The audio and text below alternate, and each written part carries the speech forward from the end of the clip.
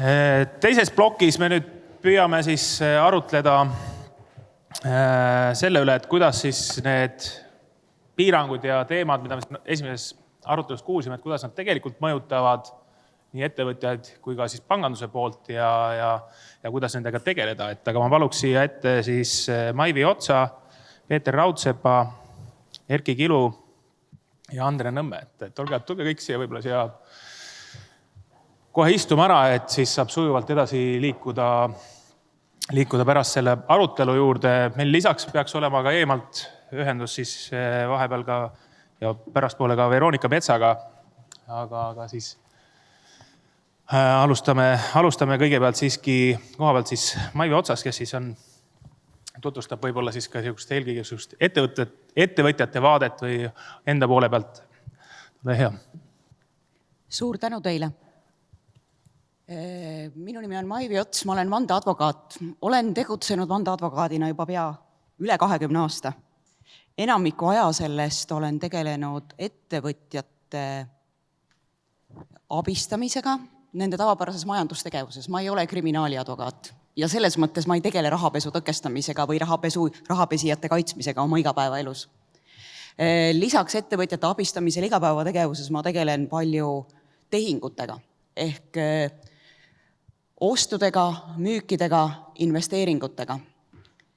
Ja selles kontekstist pärineb ka minu kogemus, mis on peegeldus minu klientide kogemusest ja mis seondub selle tänase seminari teise teema poolega, mis ei ole mitte niivõrd rahapesu tõkestamine, kuivõrd pangateenuste kättesaadavus.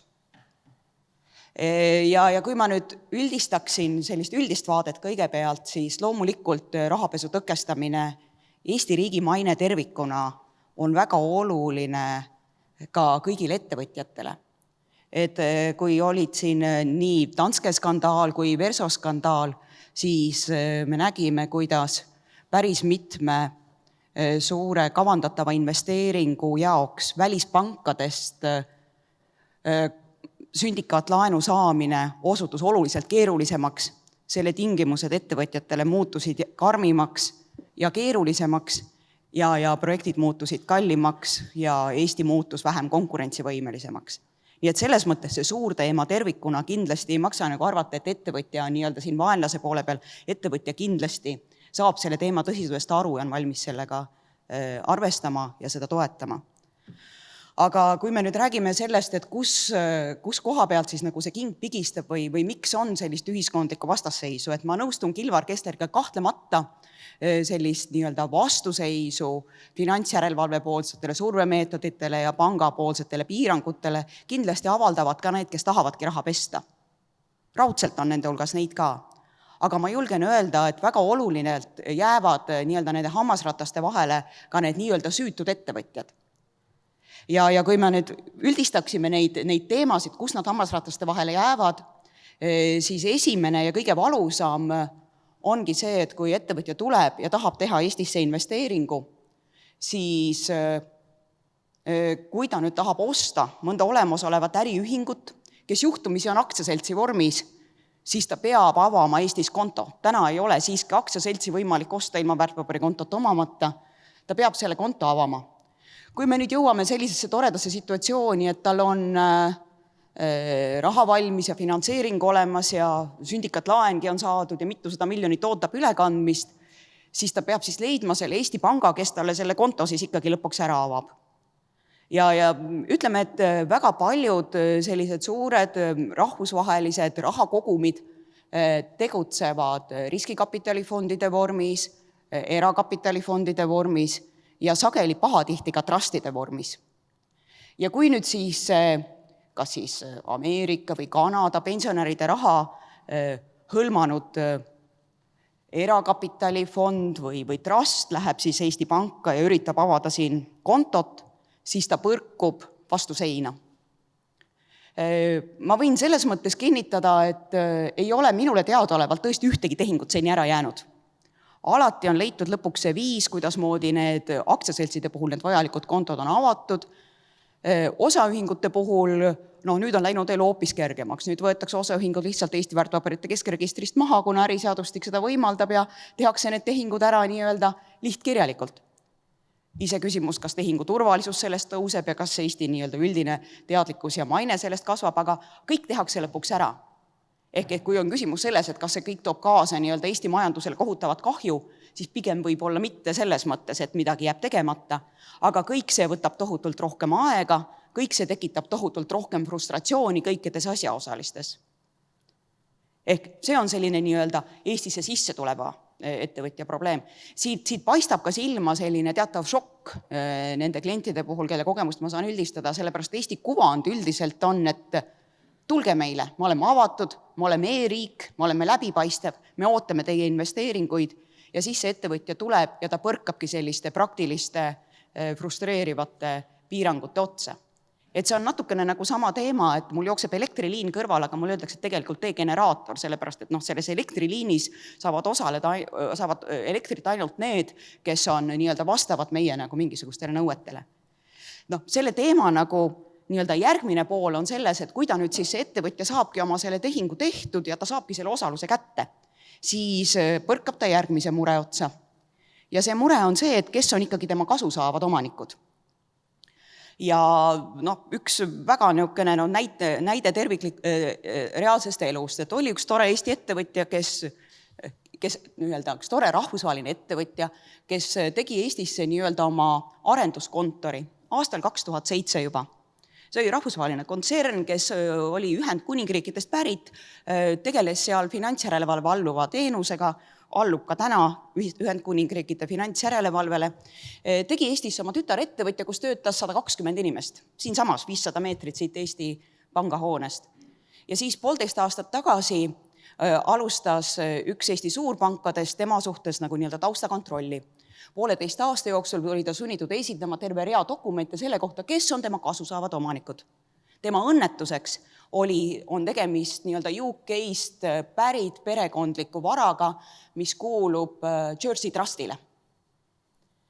Ja kuivõrd selle panga jaoks Jersey Trusti omanike struktuuri kindlaks tegemine ei osutunud piisavalt turvaliseks, siis lihtsalt mingi hetk pandi selle ettevõtja konto kinni. Täna ta ajab oma arveldusi läbi Barclay panga, allub endiselt UK finantsjärelevalvele ja oli ülimalt frustreerunud, et teda peeti rahapesijaks, sellepärast, et nad ei ole mingisugused rahapesijad. Ehk ütleme, et need on reaalse elu reaalsed probleemid, et me võime küll öelda, et kus metsa laiutakse, seal raastud langevad ja igasuguseid muid selliseid toredaid kõnekäände, et suure eesmärgi nimel raudselt on vaja pingutada meil kõigil ühiselt ja on vaja ära kannatada need nii-öelda kõrvalnähud. Aga ütleme, et kui me vaatame, et mis on selliste olukordade sellised praktilised lahendused, siis tegelikult need on tegelikult olemas ja ma julgen väita, et see on nagu dialoogide ja arutelude ja tagasisidestamise teema.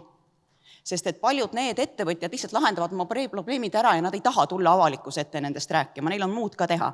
Seda enam, et nad ei taha tulla nagu seletama, et kuulge, et mind kahtlustati, et ma olen rahapesija, sest mine sa tea, äkki keegi hakkab arvama, et äkki ma olengi rahapesija. Sildid jäävad kangesti külge. Et tegelikult on vaja leida see dialoogi vorm, kust ikkagi saadakse mingil süsteemsel moel ka ettevõtjate tagasisidet ja et seda tüüpi olukordi tegelikult ei peaks tekkima. Sellepärast, et tõesti, tegelikult me tahame Ameerika pensionäride raha, tegelikult me tahame Kanada pensionäride raha ja tegelikult me tahame ka Euroopa rikaste perekondade raha, et see investeeritakse Eestisse, mis siis, et nende riikides on kombeks organiseerida oma perekondlikke varasid läbi trustide. Ja see ei ole tegelikult niivõrd keeruline, see eeldab lihtsalt sellist head tahet ja dialoogi. Ja ma siin tahakski rõhutada, et minu arvates on Eesti teinud heas mõttes arengu, et meie rahapesu nii-öelda õiguslik süsteem on läinud oluliselt paindlikumaks, oluliselt nii-öelda erinevaid ka juriidilise isiku või mitte juriidilise isiku vormis tegutsevate varakogumite erisusi arvestavaks, ehk ma arvan, et meil on vaja lihtsalt panustada sellesse, et me suhtleme omavahel rohkem. Aitäh! Aga aitäh! Seda on hea kuulda, et tegelikult mingisuguseid lahendusi või teid lahendustele poole tegelikult on olemas ja ei tundugi nii keerulised. Aga järgmisena võib-olla annaks sõna siis EAS-i juhatuse esimene Peeter Raudsepale, kes ma tean on ka ettevõtjatega ja välisinvestoritega nii-öelda dialoogis ja uurinud, et kuidas nende nii-öelda tunded ja tõdemused on, kas nad ühtivad sellega, mida me eelnevalt kuulsime? Aitäh! Head korraldajad, daamid ja härrad! Heaks tooniks oleks alustada oma lühike sõnavõtt niisuguse mõne naljalooga või seda sissejuhatusena kasutada, aga ma pean ütlema, et mul on eelkõnelejaid kuulates küll igasugune naljatuju ära kadunud. Ja seetõttu annate mulle andeks, kui ma lähen kohe asja juurde. Et hästi palju saan kinnitada just eelkõneleja väiteid. Et EAS on oma strateegiliste ülesannete poolest, mida ta täidab hästi palju läbi oma välisesinduste laia võrgu, nii ettevõtete eksporti toetav organisatsioon, kui siis ka välisinvesteeringuid maale toov või siia meelitav organisatsioon. Et selle tegevuse kaudu on meil loomulikult tihe tagasiside ettevõtjatelt ja oleme teinud ka sellise uuringu, mis käsitleb siis pangakontode kaasusi ja kus siis paljud ettevõtjad on vastanud küsimustele, et kuidas on olnud nende kogemused siis pankadega ja just võtmes rahapesu vastased meetmed. No see lubab teha mõned niisugust olukorda kirjeldavad järeldused ja nõustun eelkõnelejatega, kes ütlevad, et Eesti on selles mõttes ärikeskkonnana saanud mõjutada. Ta on mõjutatud, et mitte öelda nagu atraktiivsus siis langenud ja seda kahel põhjusel. Et tegelikult on natukene selline nokk kinni, saba lahti tunne. Et esimene mõjutada saamine on see, et maine on kahjustada saanud varasematel aastatel, ehk siis rahapesu skandaalide tõttu. Ja teine mõju on see, et nii nagu siin ka eelkõneleja kirjeldas, et nende samade rahapesu vastaste meetmete tõttu on olnud raskendatud, kas panga teenuste kättesaadavus, kontode avamine. Et kui palju see on, missugusel määral, hinnanguid oleme püüdnud anda, aga ütleme nii, et eks teinekord targa inimese tunnus on ka see, et kui tuleb ütelda, et ei tea, et ei hakka arvama. Et alati meile neid põhjuseid ei öelda, aga võime kinnitada, et niisuguseid järeldusi siiski teha saame. Mis on ettevõtjatele muidugi kaasa toonud, on toonud kulude kasvu ja kohustuste kasvu. Aga ega see olukord selles mõttes mustvalge ei ole, et kui me vaatame siin sedasama oma läbiviidud uuringut, siis me teame seda või näeme seda, et väga paljudel juhtudel on pankade reageering olnud absoluutselt õige või nad on täiesti põhjendatult loobunud siis kontode avamisest. Ja kui nüüd kokku võtta need järeldused, siis minu arvates ega siin ei ole nagu vaidluse kohta, et need rahapesu vastased meetmed, nende rakendamine on möödapääsmatud, aga probleem on selles, et nad ei ole ettevõtja jaoks arusaadavad ja nad ei näi tihti põhjendatutena. Et nõustun nendega, kes ütlesid, et tulebki rohkem miks küsimustele vastata ja tulebki rohkem selgitada ja tulebki selgitada ka seda, et meil ei olegi muud valikut, et tulebki siis olla kas Eesti või Põhja-Korea, et kui on arvamine, et midagi vahepealset on ka olemas, siis tuleb meid veenda selles, et tegelikult ei ole. Et kas need meetmed on halvad? On nad halbade mõjudega ettevõtlusel, on nad kuidagi takistavad? Tegelikult ju ei ole. Tegelikult on nii, et halb on hoopis üks teine asi. Ja see asi on see, et me oleme liikunud nagu väga ühest äärmusest teise, et meil on kogemus, üks halb kogemus see, kus asjad lähevad käest ära ja teine siis kogemus see, mis on hästi range kogemus, kus võetakse asjad kontrolli alla niisuguste väga otsustavate meetmetega, väljendame siis nii. Aga mida ettevõtted või ettevõtjad siis vajavad, on kindlasti see, et see ettevõtted tegevus oleks järjepidev ja tulemuslik.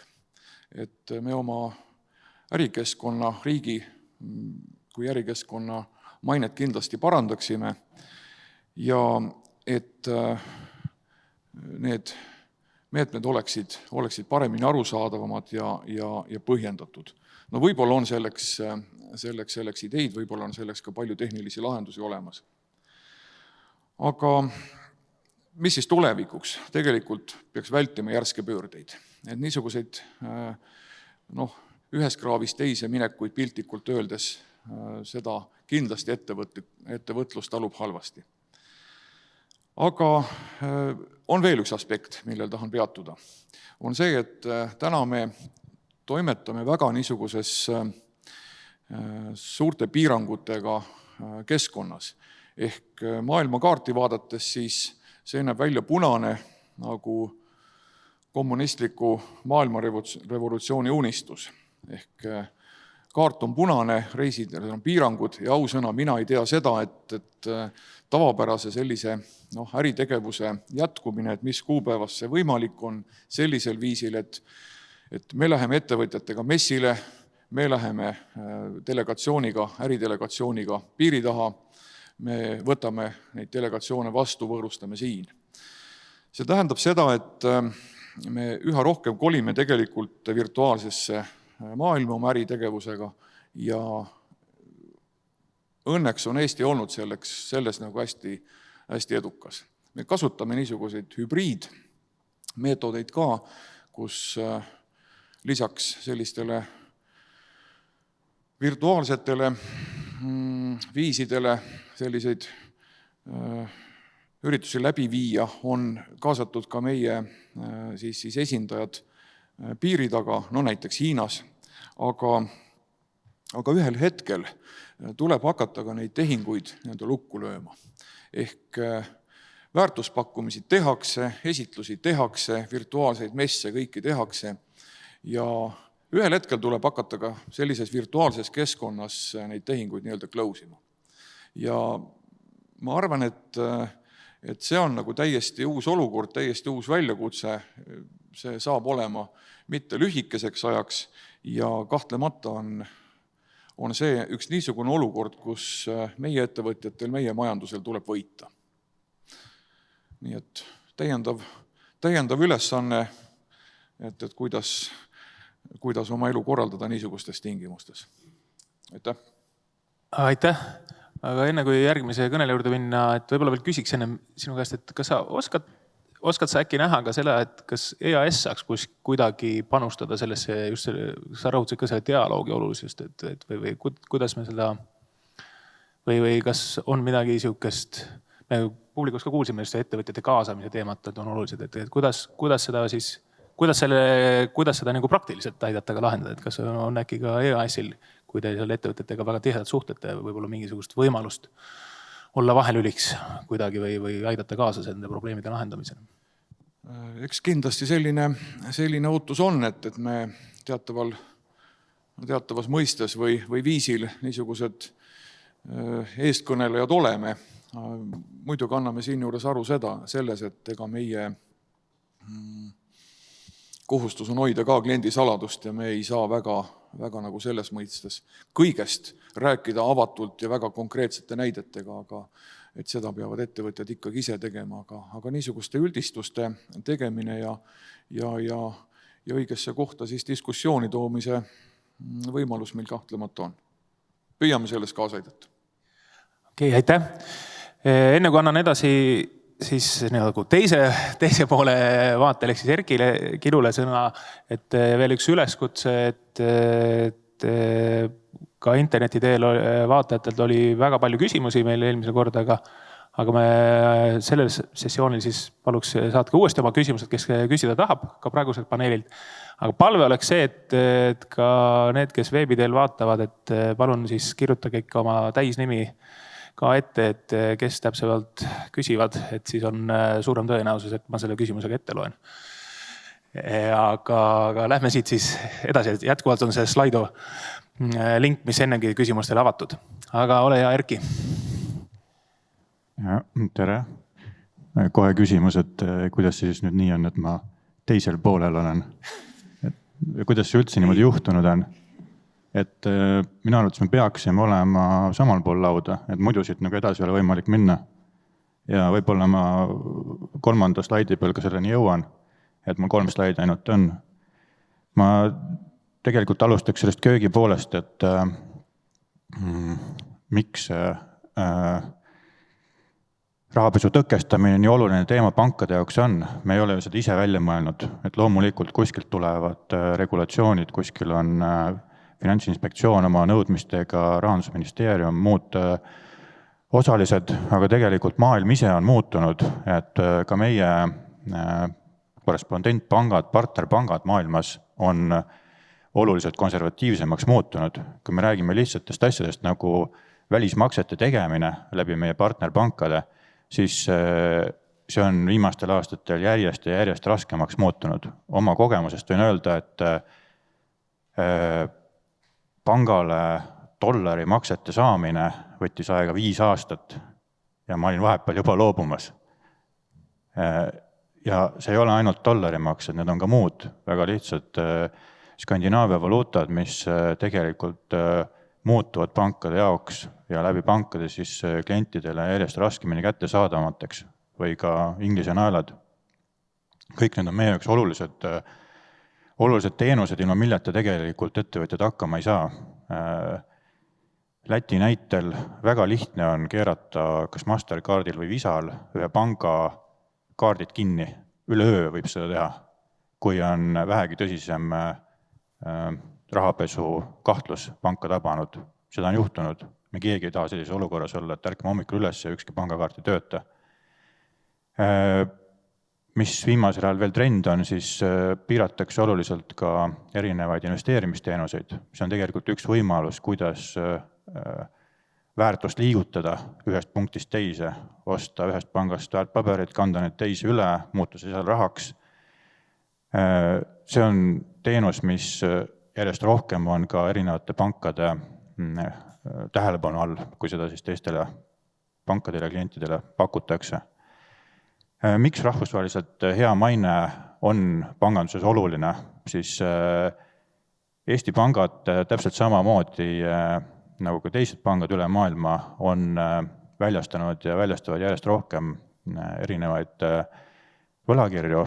Nende emissioonide tegemine sellel aastal on olnud raske, aga see on olnud võimalik ja mida parem on meie maine rahvusvaheliselt, seda odavam on selle võlakirja hind ja seda odavamalt on võimalik pangal lõpuks neid teenuseid ka oma klientidele pakkuda ehk finantseerimist. Ja suve alguses toimunud Eesti riigi võlakirjade emissioon tegelikult näitas seda, et riigil on võimalik väga soodsatel tingimustel täna raha kaasata. Kui meil oleks hoopis teine maine, võib-olla see oleks keerulisem. Ja loomulikult siis need samad välisinvesteeringud, et on need pangad või on need ettevõtted, kui need välisinvesteeringud ei ole peatunud, väga hea, et teeme siis kõik selleks, et nad ei peatuks. Nüüd köögist võib-olla siis magamistuppa, et need väljakutsed ka pidevalt muutuvad. Kui varem toimusid erinevad maksed, mis pangad tegid aeglaselt, mõni makse võttis aega 24 tundi, et teise kohta jõuda, siis täna suur osa maksetest Eestis töötab reaalajas. See on sekundite küsimus. Pangal on kohustus paari sekundiga need maksed ära teha. Nendele maksetele peale ehitada screeningu ja monitooringu süsteeme on järjest suurem väljakutse. Et me räägime tegelikult millisekunditest, kui me peame veenduma, et selle ülekande sisu on aktsepteeritav panga jaoks. Ja see tähendab, et palju tööd tuleb teha enne ära. selle kliendiga. Kliendi tausta tundma õppimise peale tuleb kulutada aega enne, sest selle makse tegemise hetkel seda ei ole enam võimalik teha. Me ei saa küsida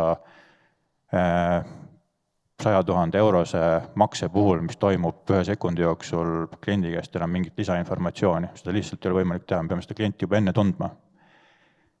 Ja kui nüüd pangateenused on muutunud ka järjest rohkem avatumaks, ehk panga platvormi külge võivad tekkida muud teenusepakkujad, siis me ei pea tundma enam mitte oma klienti, vaid oma kliendi klienti või hullemal juhul veel klienti. Need on päris tõsised väljakutsed, kuidas neid makseteenuse pakkujaid üldse pangad saaksid teenindada. Ja teine valdkond, mis tuleb järjest rohkem peale, on siis virtuaalrahad, krüptorahade pakkujate erinevad ärimudelid on hästi keerulised. Kindlasti ei ole pankade huvides ja ma tahaks loota ka Eesti huvides, et sellistel teenusepakkujatel teenust piirata, et see tegelikult vähendaks pankade kompetentsi üldse rahapesu tõkestamisest aru saada. Et me peame neid kliente teenindama selleks, et meie kompetents oleks normaalsel tasemel. Regulatsioonide keerukus ja mitmeti mõistetavus, rahapesu tõkestamine. Mis see siis täpselt on? Tõenäoliselt suured summad liiguvad ühest punktist teise. Palju keerulisem on rahapesu või on keerulisem siis terrorismi rahastamine. See võib toimuda väga väikeste summadega. Need ongi 100 eurot, 1000 eurot. Nende ülesleidmine on palju suurem peavalu kui selle tavapärase rahapesu tõkestamine. Ja kolmandaks on sanktsioonid. Sanktsioonidest arusaamine, kellele üldse mingi sanktsioon kehtib ja mis sanktsioon see on. On see varale, on see raha liigutamisele, et sellist kompetentsi terves Eesti riigis on väga vähe ja see on ka üks võib-olla selline üleskutse, et me siis hariksime ja tooksime seda kompetentsi juurde ja vahetaksime seda informatsiooni pangasaladuseni. Tegelikult tahaks jõuda, et on krediidiasutuste seaduses tore punkt paragrahv 88, kus on üks lause selle kohta, mis on pangasaladus.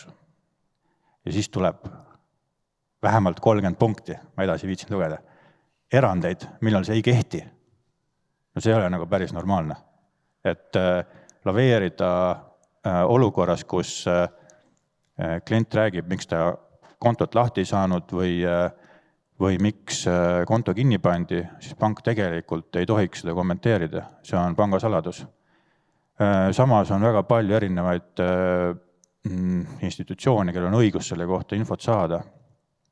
Et võib-olla siis on üks lahendus ka selles, et me anname selle informatsiooni kellelegi edasi, kes siis saab seda rohkem töödelda ja rohkem oma järeldusi sellest teha. Et pangad ei taha tegeleda rahapesuga, et sellega tegelevad kliendid, meie ülesanne on lihtsalt takistada rahapesu. Ja viimane, kui siia päris elutuppa nüüd tulla, et siis ma arvan, et rahapesu tõkestamine toimib ainult koostöös ja ma tõesti tahaks, et me oleks ühel pool lauda, et kui kuskil on mõni uuring või küsitlus, siis meil on toredad kohad, kus seda arutada. On Pangaliidu rahapesu tõkestamise toimkond, seal on ka Finantsinspektsiooni esindaja, me saame seal need teemad üles võtta, põhjendada, miks on asjad nii või naa ja saame ka arvesse võtta, mida siis teistmoodi teha. Ja üksikjuhtumite puhul mina soovitan ikkagi helistada oma pankurile.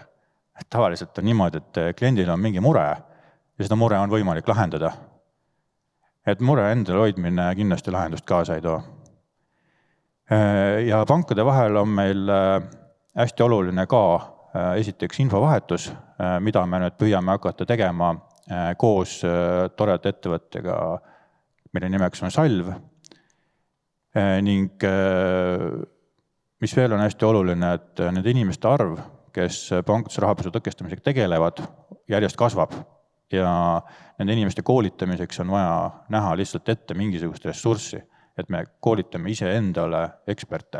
Neid ei ole kuskilt mujalt võtta. Et täpselt nii pädevad, kui me ise oleme, nii tublid me olemegi. Ja koostöö riigiga loomulikult suur ootus on rahapesu andmebüroo liikumisel Rahandusministeeriumi alla ja võib-olla ka selline tähelepanu juhtimine selle normaalsele mehitamisele ja rahastamisele, et kui minu andmetel Rahapesu Andmebüroole eelmine aasta esitati 6000 avaldust, siis nende 6000 avalduse läbi töötlemiseks tegelikult on ju vaja kümneid, kui mitte, ma ei tea, 100 inimesi. Et nendest reaalselt kuskil menetlusse jõudis minu meelest ainult 10 tükki.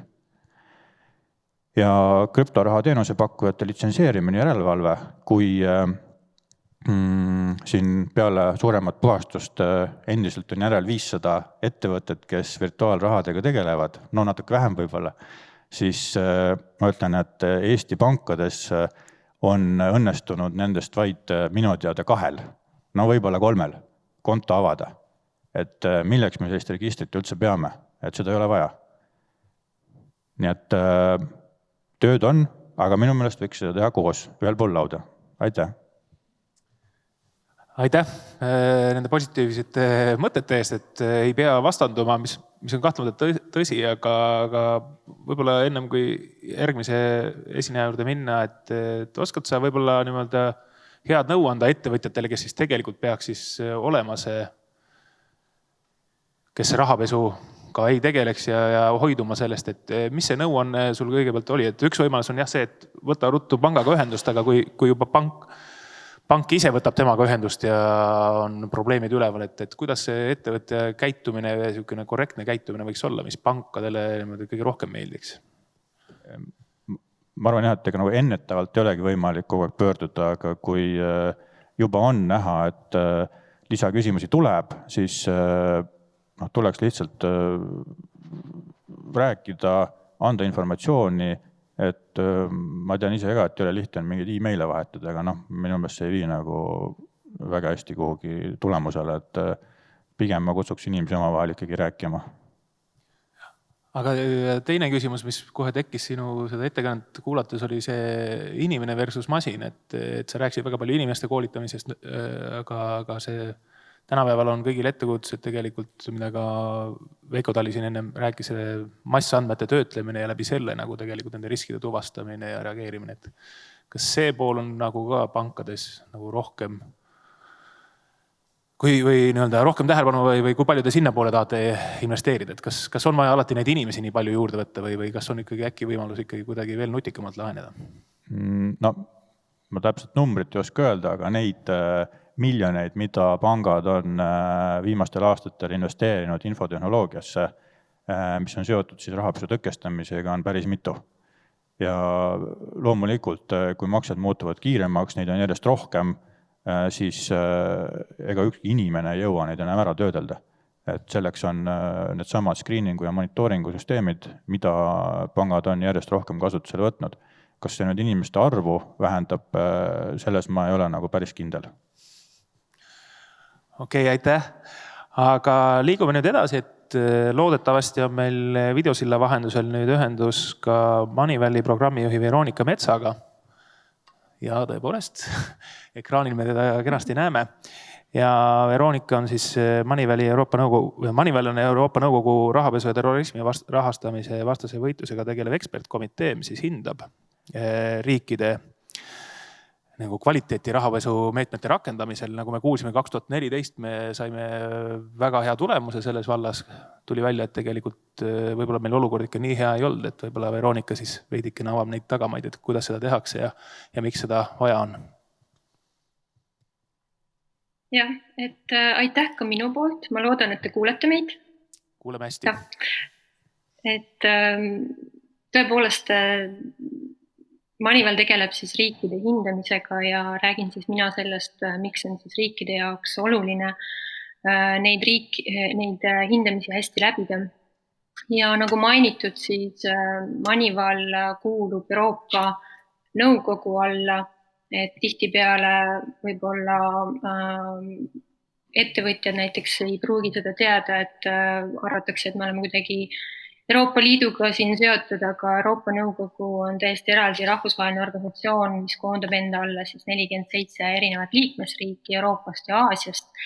Ja Euroopa Nõukogu all on ka erinevad rahvusvahelised konventsioonid, üle 200, sealhulgas ka Varssavi konventsioon, mis tegeleb rahapesu ja terrorismi rahastamise tõkestamisega, mida mainis ka Veiko Tali oma eelmises ettekandes. Eesti on sellele konventsioonile alla kirjutanud, aga ei ole veel jõudnud ratifitseerida, et seega oleks see kindlasti soovitatav Eesti jaoks. Aga Moneyval on organisatsioon, mida peetakse siis FATF-laadseks organisatsiooniks ja võib-olla on huvitav fakt ettevõtjate jaoks teada, et rahvusvahelisi standardeid loob selline organisatsioon nagu Financial Action Task Force, mis asub ise Pariisis füüsiliselt OECD all ja on siis standardite looja rahapesu tõkestamise ja terrorismi rahastamise valdkonnas.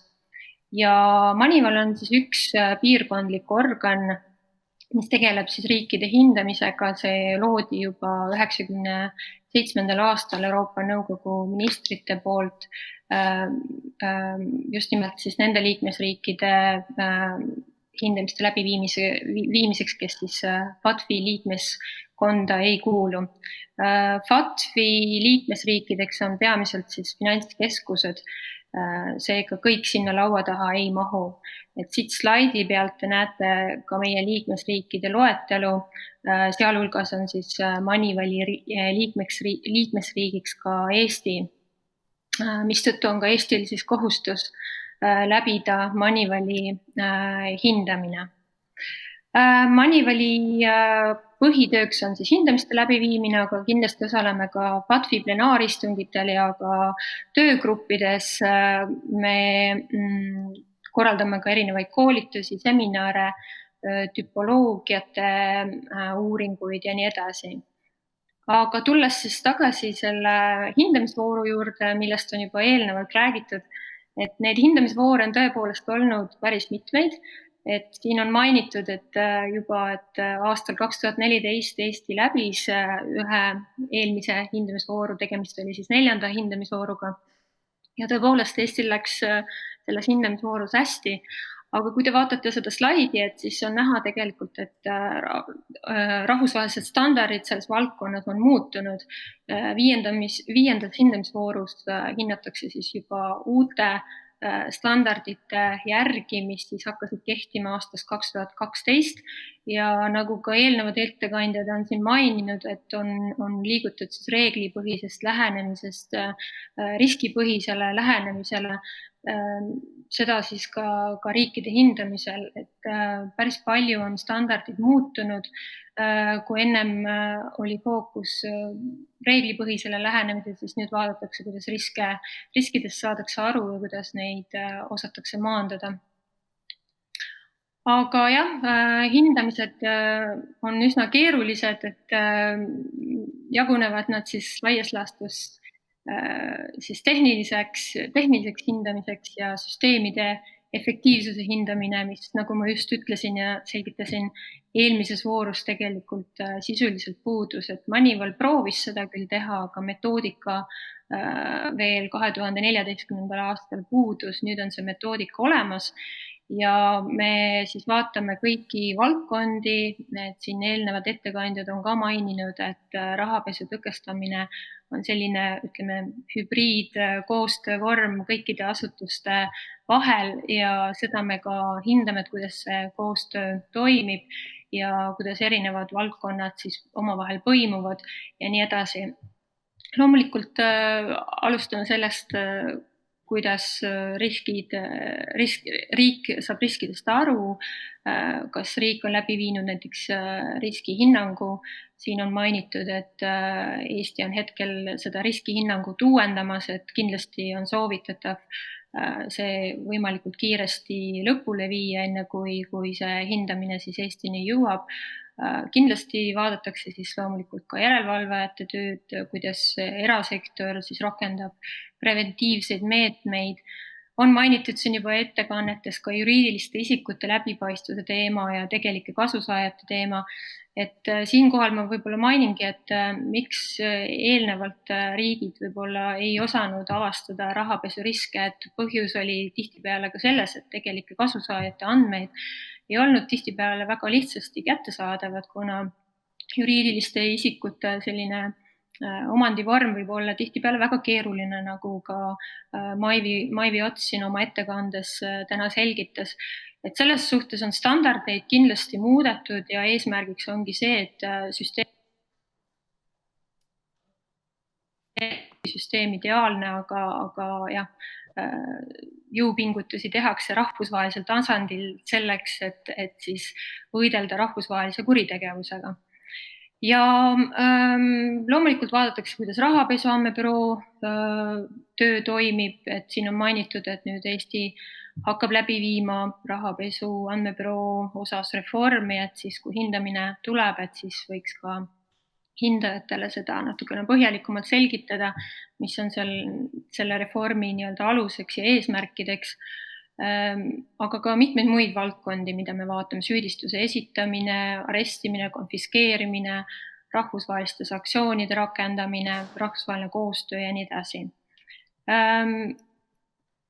Hindamismeeskonnad on komplekteeritud iga riigi jaoks erinevalt, et sinna kuuluvad siis rahvuslikud eksperdid, et riigid nimetavad oma parimad eksperdid, kes siis koolitatakse Moneyvali poolt ja hindamismeeskonna tööd juhib siis Moneyvali sekretariaadist keegi, kes on selleks määratud. Ja loomulikult on siis sellise hindamisprotsessi, mis võtab keskeltläbi aega 1 aasta, lõpp-produktiks siis kirjalik raport, mida kaitstakse plenaaristungil. See on tihtipeale circa 250 lehekülge pikk ja ta sisaldab siis arvukalt soovitusi riikidele rahapesu ja terrorismi rahastamise tõkestamise süsteemide parandamiseks ja sealhulgas ka hindeid. Et see on üks selline oluline aspekt, mis võib-olla eristab Moneyvali hindamisi teistest hindamistest, et me anname ka reaalselt selliseid hindeid, aga mitte selleks, et nüüd riike kuidagi edetabelisse seada, aga selleks, et siis määratleda, mis on siis see järelkontrolli mehhanism riigi jaoks, et me saaksime kontrollida, et antud soovitusi ka hiljem täidetakse. Aga seda ma selgitan natukene hiljem. Et sellel slaidilt on võib-olla näha ka see, et miks on need hindamised niivõrd olulised riikide jaoks ja nii-öelda maine hoidmisel või maine parandamisel või suurendamisel. Et meie raporteid kasutavad väga erinevad rahvusvahelised organisatsioonid ja valitsusvälised organisatsioonid, samuti finantsasutused riskihinnangute koostamiseks ja meie raporteid loevad, kommenteerivad, esitavad ettepanekuid, samuti väga erinevad liikmesriigid, organisatsioonid, teaduseksperdid ja nii edasi ja on olemas ka eraldi protsess tagamaks siis kvaliteeti ja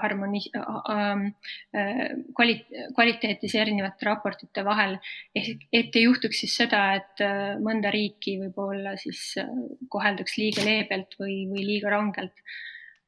Aga jah, et hindetel, mida me anname, on tegelikult selline järeltulem see, et selle baasil siis tegelikult otsustatakse, et kas riik peaks siis suunama või paigutatama regulaarsesse või tõhustatud järelkontrolli. Et sisuline erinevus on siin see, et tõhustatud järelkontrollis ehk siis follow-up protsessis riik peab siis natukene tihedamini raporteerima seda, kuidas ta on siis raportis antud soovitusi täitnud.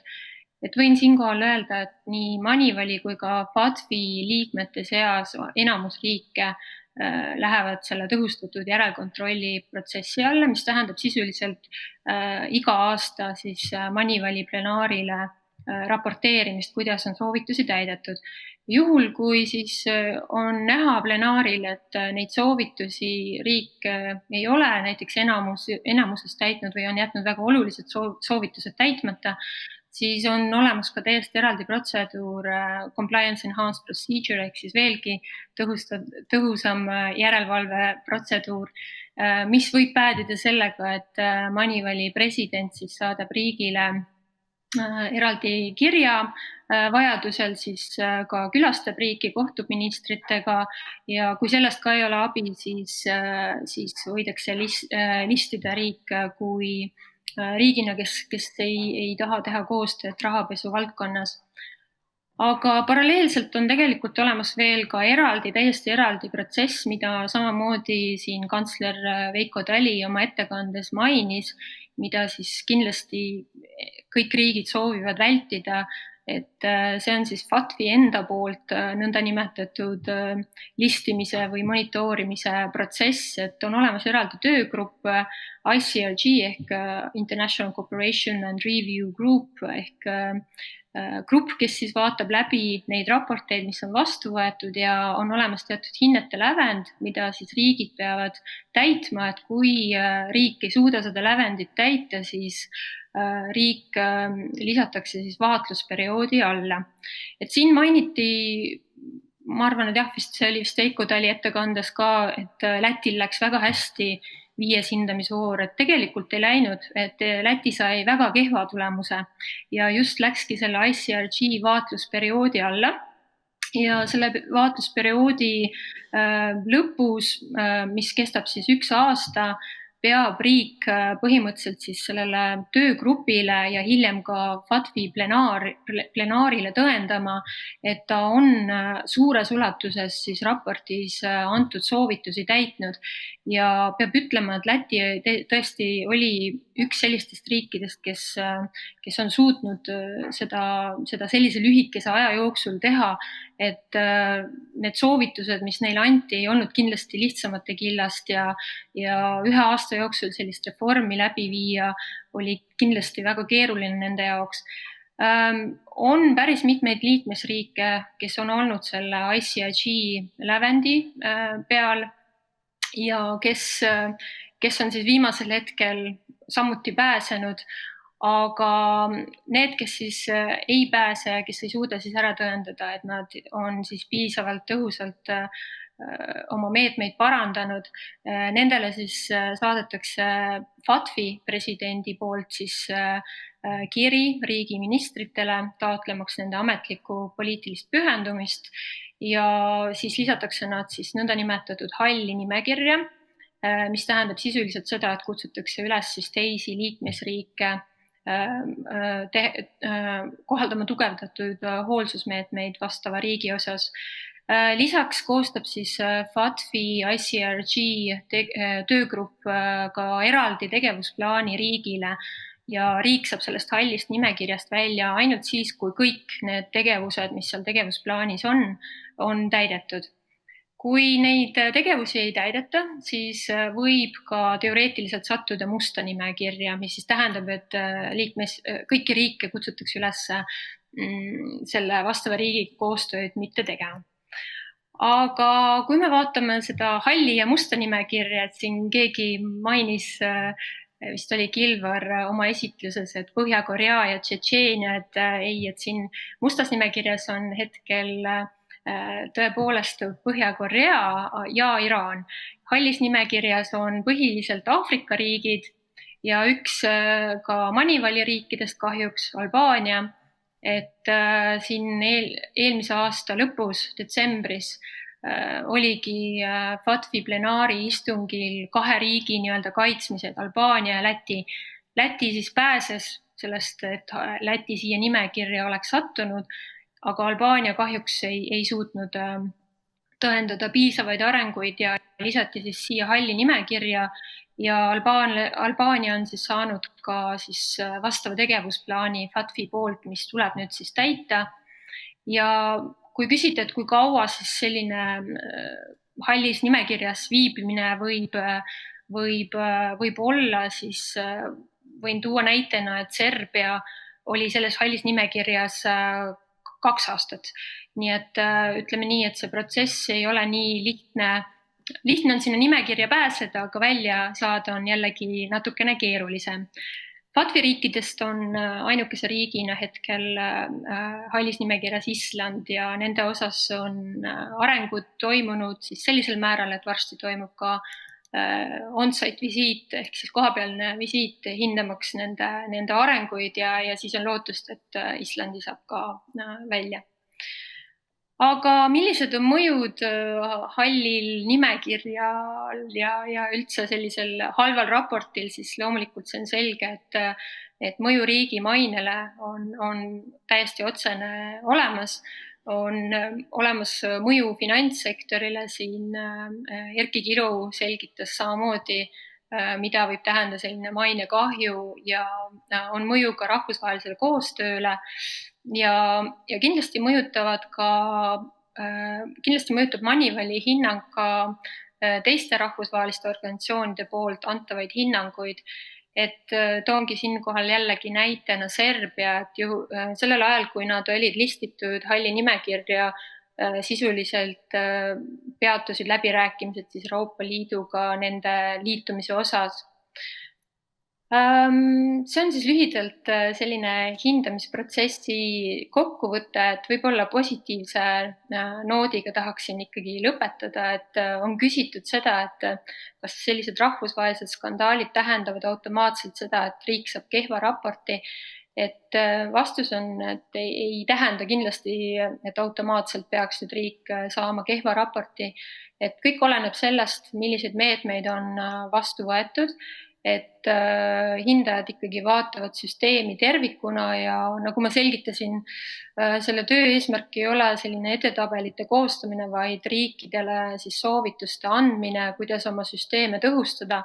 Et meil on olnud siin liikmesriike, keda on samamoodi skandaalid raputanud ja võib öelda, et mõned neist on saanud ka üsnagi hea raporti ja mõned neist on saanud siis kehvemapoolse raporti. Et see on minu poolt siis kõik. Tänan. Aitäh Veronikale, et teemasse on tegelikult tulnud ka üks küsimus kohe Veronikale, mis mõnes mõttes võib-olla haakub ka selle eelneva diskussiooniga, mis siin oli, kus me kuulsime, et tegelikult väga palju probleeme meil on ju paratamatult idanaabriga ja sealt poolt tulevate riskidega. Samal ajal, kui me vaatame neid erinevaid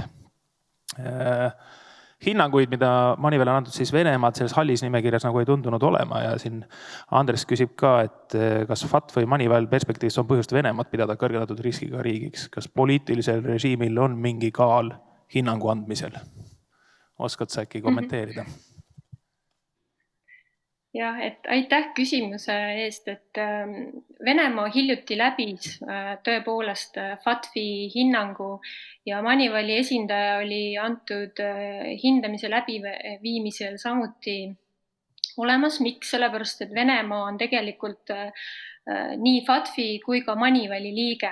Et mõlemas organisatsioonis on nad paralleelselt, et meil on üks teine liikmesriik samamoodi kahe organisatsiooni liige, Iisrael ja Venemaa on need kaks riiki. Iisrael samamoodi läbis FATF-i hindamise ja võib öelda, et Iisraeli raport oli väga hea, Venemaa raport ei saa nüüd öelda, et ta nüüd väga hea on või väga halb, et kui ma ei eksi, siis ta läks tõhustatud järelevalve kontrollimehhanismi alla, nagu ka teised liikmesriigid. Nüüd küsida, et kas selliste raportite vastuvõtmisel omab ka poliitika mingit kaalu, et ma arvan, et võib-olla natuke naiivne oleks väita, et poliitika ei oma üldse mingit mõju, et see võib ka niimoodi olla, et ma ei oska seda kommenteerida, et põhiküsimus on siin siiski ikkagi FATF-ile, kes neid hindamismetoodikaid välja töötab ja ma võin öelda ka seda, et FATF on hetkel väga tõsiselt kaalumas, et kuidas siis tulevikus hindamisi läbi viia, sellepärast et tõepoolest on sellist teatavat mitterahulolu väljendatud, et võib-olla need raportid ei anna siis sellist head edetabelit, et kõik loodavad, et tahaks näha sellist edetabelit, aga jällegi selle topoloogia eesmärk selle metoodika eesmärk ei ole see hetkel, et eesmärgiks on anda siis riigile soovitusi, kuidas süsteeme parandada ja halli või siis musta nimekirja lähevad ikkagi need riigid, kellel on ikkagi väga tõsised väga tõsised probleemid koostööga ja rahvusvahelisel tasandil siis rahapesuga võitlemisel. Aga jah, vastus on, et eks seda hindamismetoodikat püütakse ka parandada paremaks, et veelgi rohkem riskipõhisemaks ja nii edasi. Aga aitäh! Liigume siit kohalt nüüd edasi ja kuulaks siis ka Finantsinspektsiooni juhatuse liikme Andre Nõmme vaadet, kuidas siis võib-olla paremini ja tõhusamalt seda järelevalvet teostada. Me juba kuulsime eelmisest paneelist, et sulle pandi päris korralik koorem õlgadele, mida sa kõike peaksid meile selgitama, aga ole hea, Andre. Ja aitäh teile, et võib-olla ma natuke peegeldan, siin on hästi palju häid mõtteid täna olnud, et ka neid lühidalt, enne kui ma nende oma edevate märksõnade juurde lähen nagu RegTech ja SupTech, aga ma juba luban ette, et mingid imed sealt loota ei ole, kuigi need sõnad seda tavaliselt peaks tähendama, eks. Aga ja, et kõrvalt paistavad asjad hästi lihtsad ja narratiiv on see, et pank peaks siis tegema õige otsuse. Ja eks täna kindlasti kuulavad siin väga paljud panga compliance või rahapesu tõkestamise töötajad, rahapesu andmebüroo töötajad, inspektsiooni töötajad, kes teavad, et igapäevaelus on see päris keeruline. Ja kui sa vastutad, eks, et kui sa pead alla kirjutama dokumendile, kas see klient sobib või mitte ja sellest sõltub panga trahvipotentsiaal, sellest sõltub sinu dollari arveldused, siis see lugu on natukene keerulisem reaalses elus. Tõsi on ka muidugi see, et nendele ülemineku aegadel tuleb ette konarlikke lahendeid. Ja selle osas keegi ei vaidle ja nendega tuleb tööd teha ja ei olegi teisi valikuid. Aga ma ei tahaks ka nii, et jääks justkui kõlama see, et see nii kiiresti käib, et me tuleme ühest probleemist ja mis on suur probleem väga kiiresti sinna, et meil justkui on nagu väga suur teine probleem kohe ees, et meie panga teenuste kättesaadavus. Ma ei usu, et me oleme kraavis. Ma arvan, et sarnast diskussiooni, sarnaseid dilemmasi on väga paljudes teistes riikides, kõik otsivad seda mõistlikku lahendit. Ja teiselt poolt oleks ilmselt ka võib-olla kohatu nagu pankasi kritiseerida praegu sellise tugevamate kontrollide pärast, et kui sul kusagil korter põleb ja sinna sa vett peale lased selle kustutamiseks, siis loomulikult tilgub seda ka teistesse korteritesse, aga sa ei lähe talle ütlema, eks sellel hetkel, kui sa seda teed, et kui tõesti kriis on käes, et kuule, et ole ettevaatlik, eks. Aga ma usun, et eks konkurents, eks reaalne elu ise, pankade kasumitaotlus ja kõik need mingil hetkel need asjad nagu tasakaalustavad. Ma tulen korraks tagasi 2014. aastasse, Danske panga kaasus, mis Sakala 4, eks, kus me mõnede ametnikega akti kirjutasime 340 lehekülge, päris raske töö selles mõttes, teha siis nagu finantsjärelevalve vahenditega selgeks see, et see pangaportfell, mille otsas te olete, ei ole eluliselt usutav.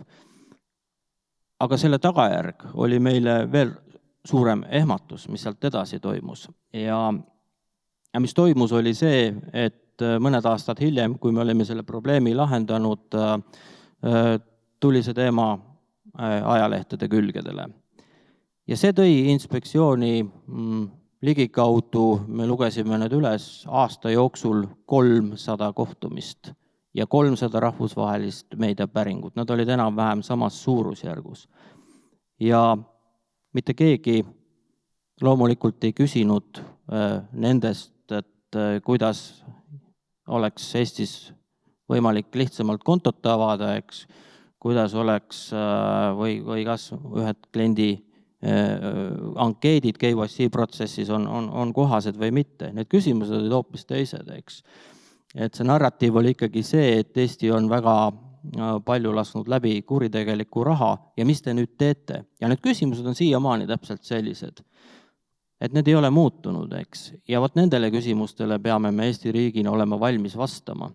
Ja need on kõige tähtsamad küsimused. Ja need on ka kõige tähtsamad küsimused selles kontekstis, kui me räägime siis pangateenuse kättesaadavuse osas, eks.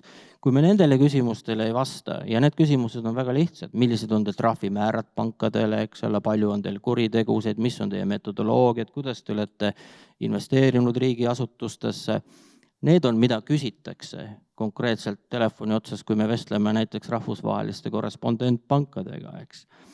Ehk mida ma öelda tahan, et me ei toimeta kuidagi isolatsioonis rahvusvahelises pangandusest. Erki ka seda puudutas, et väga palju määravad korrespondentpangad ühelt poolt ja muud sidusrühmad teiselt poolt seda, et millist survet meie ühiskonnale või meie riigile pannakse. Ja see väljendub omakorda väga täpselt siis ka selles, et kas ja kuidas on meil kättesaadavad pangateenused, et kus see riskitase on, see lubatav või see talutav siis nendele stakeholderitele, eks. Nii et ja selle lahenduseks on minu meelest ei ole mitte midagi muud kui tugevad institutsioonid, eks, kes peavad siis näitama neid tulemusi, et praegu meid on päästnud see narratiiv taas, et meie pangandussektori maksete ja hoiuste struktuur on drastiliselt muutunud. Nagu me kuulsime, et väga palju majanduses tagajärgi ei ole, aga mis puudutab makseid, eriti dollarimakseid, rublamakseid, seal on drastilised kukkumised, hoiuste struktuuris on samamoodi väga suured muudatused mitteresidentide pangandusest ja eriti veel offshore pangandusest väga palju puhtama struktuuri juurde. Ja see on päästnud. See sõnum on müünud, et mingisugune efektiivsus on olemas, eks. Ja mulle tundub, et just see institutsionaalsus ja see võimekus on see, millele me peame keskenduma, eks. Meil on hästi suur komme Eestis arvata. Me väga palju arvame, eks, aga me alahindame nagu seda, et need arvamused peaksid ka vastavate demokraatlike protsesside kaudu kuhugi jõudma, eks. Need tulemused peaksid ka kusagil väljenduma, eks. Et meil on hunnikus arvamusfestivale, eks, Eestis, et mis kusagil metsa all toimuvad, eks, mis on väga positiivne, eks. Aga palju raskem küsimus on see, et kuidas need arvamused, kuidas need seisukohad siis läbi selliste sidusrühmade jõuavad otsusteni, eks. Ja just sellest me peaksime kõige rohkem mõtlema minu meelest, et kuidas ka siis nagu seda normaalset pangateenust saaks jätkata, eks.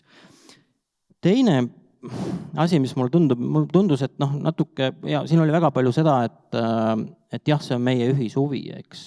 Aga teiselt poolt, meil on endiselt veel debatti, et umbes avalik sektor peaks siin tegema suuremaid pingutusi, muidugi peamegi tegema, aga et kuidagi pangad tegelevad siin avaliku ülesandega ja peaksid rohkem eraülesandeid tegema. Et ma arvan, see ei ole ammu niimoodi, et me peaksime nagu sellest mõtteviisist nagu loobuma, et ega finantssektori regulatsioonide vastamine ei ole täna enam mitte mingisugune garantii, et sa oled nagu hädadest eemal, eks me näeme seda aina enam nendes nii-öelda rahapesukaasustes, et kus siis tegelikult ei pruugi juriidiliselt olla tegu enam mingi rahapesuga, vaid laiemalt siis sotsiaalset vastutust võtmisega.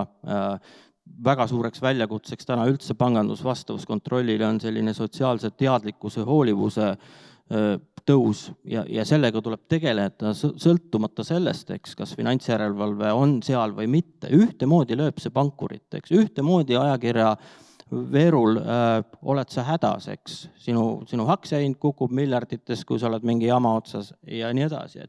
Et me ei saa nagu selles mõttes ka taandada ennast kuidagi nendes küsimustes. Ja teiselt poolt ka erasektor, kes siis pangateenust ka tarbib, peab ka ise läbipaistvusele mingisugused sammud vastu astuma. Olud on lihtsalt muutunud, eks, ja midagi ei ole teha, kontrollid on võib-olla, jah, nad on konarlikud täna, ma arvan, eks see kindlasti mingil hetkel nagu muutub, aga me kõik oleme ju harjunud näiteks öösel kusagil ristmikul punase tule taga olema, et olgugi, et sealt ühtegi teist autot ei tule, aga üldistes huvides on ju see okei või läbima siis, nagu siin oli lennujaama näide, et neid turvakontrolle, et ma arvan, et see on meie nagu kõigi ühine asi, aga nüüd tagasi tulles jah, võib-olla selle juurde, et mis siis nagu tulevik on, jah, olud on rasked, loomulikult nad on ka finantsjärelevalvele rasked, samamoodi on ta ka pankurile väga, väga rasked, eks, et kuidas siis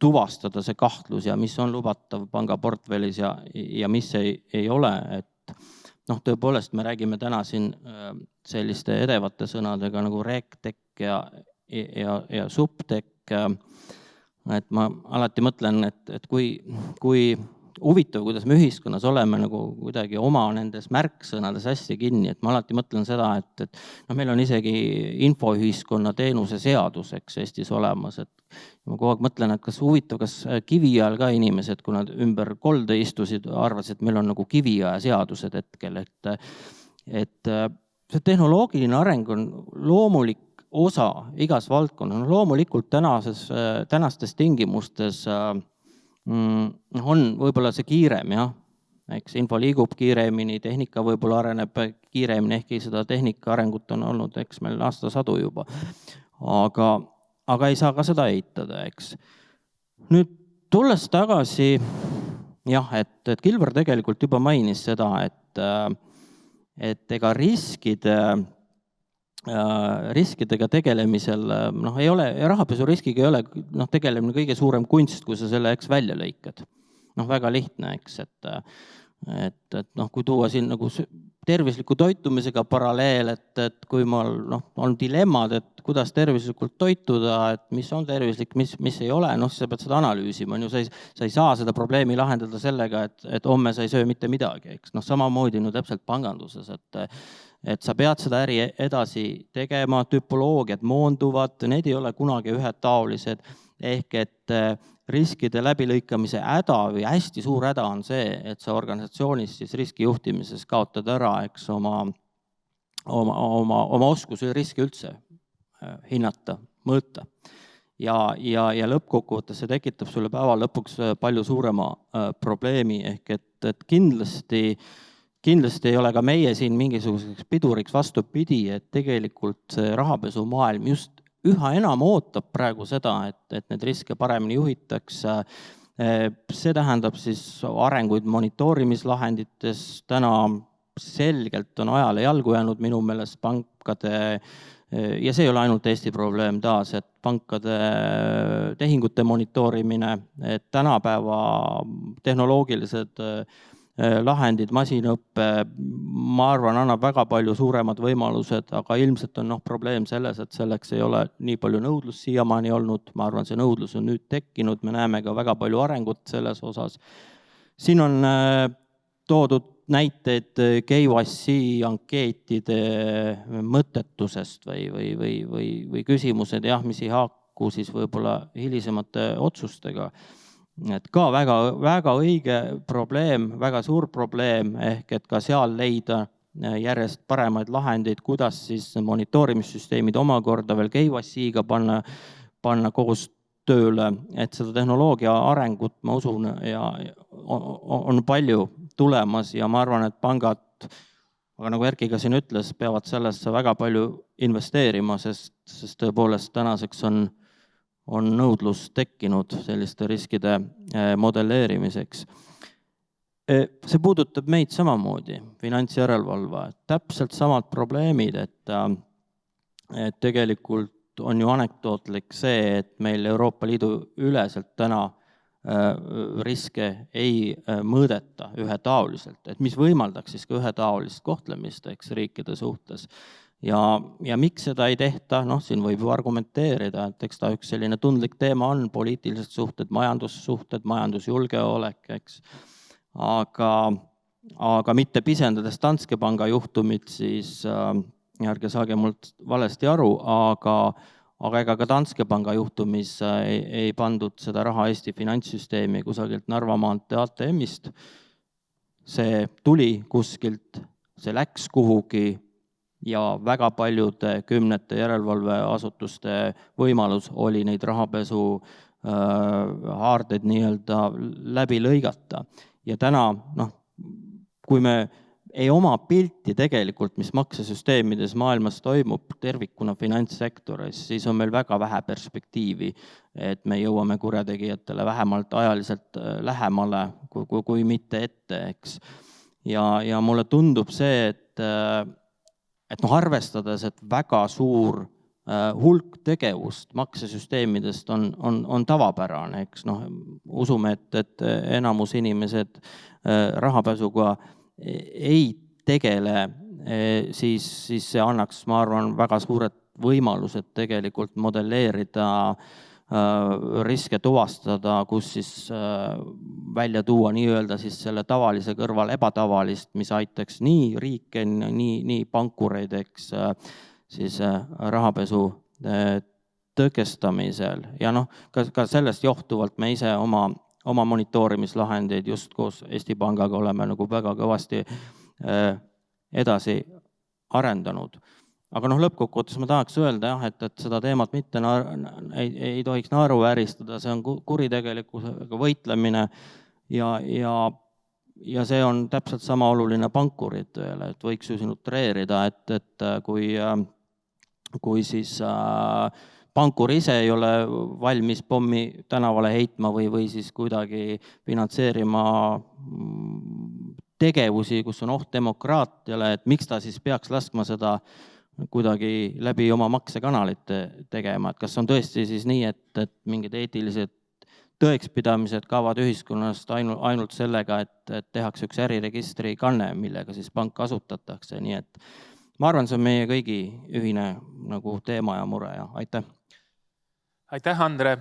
Võib-olla sinu eelviimasest mõttest veel kinni haarata, et see rahvusvaheline mõõde sellel, mis kahtlemata see rahapesu on väga rahvusvaheline, et kuivõrd sa üldse näed perspektiivi ühe väiksel riigis, et selle teemaga edukalt toime tulla või kui palju tegelikult oleks just mõistlikum seda pigem üle Euroopa, üle globaalselt tegeleda?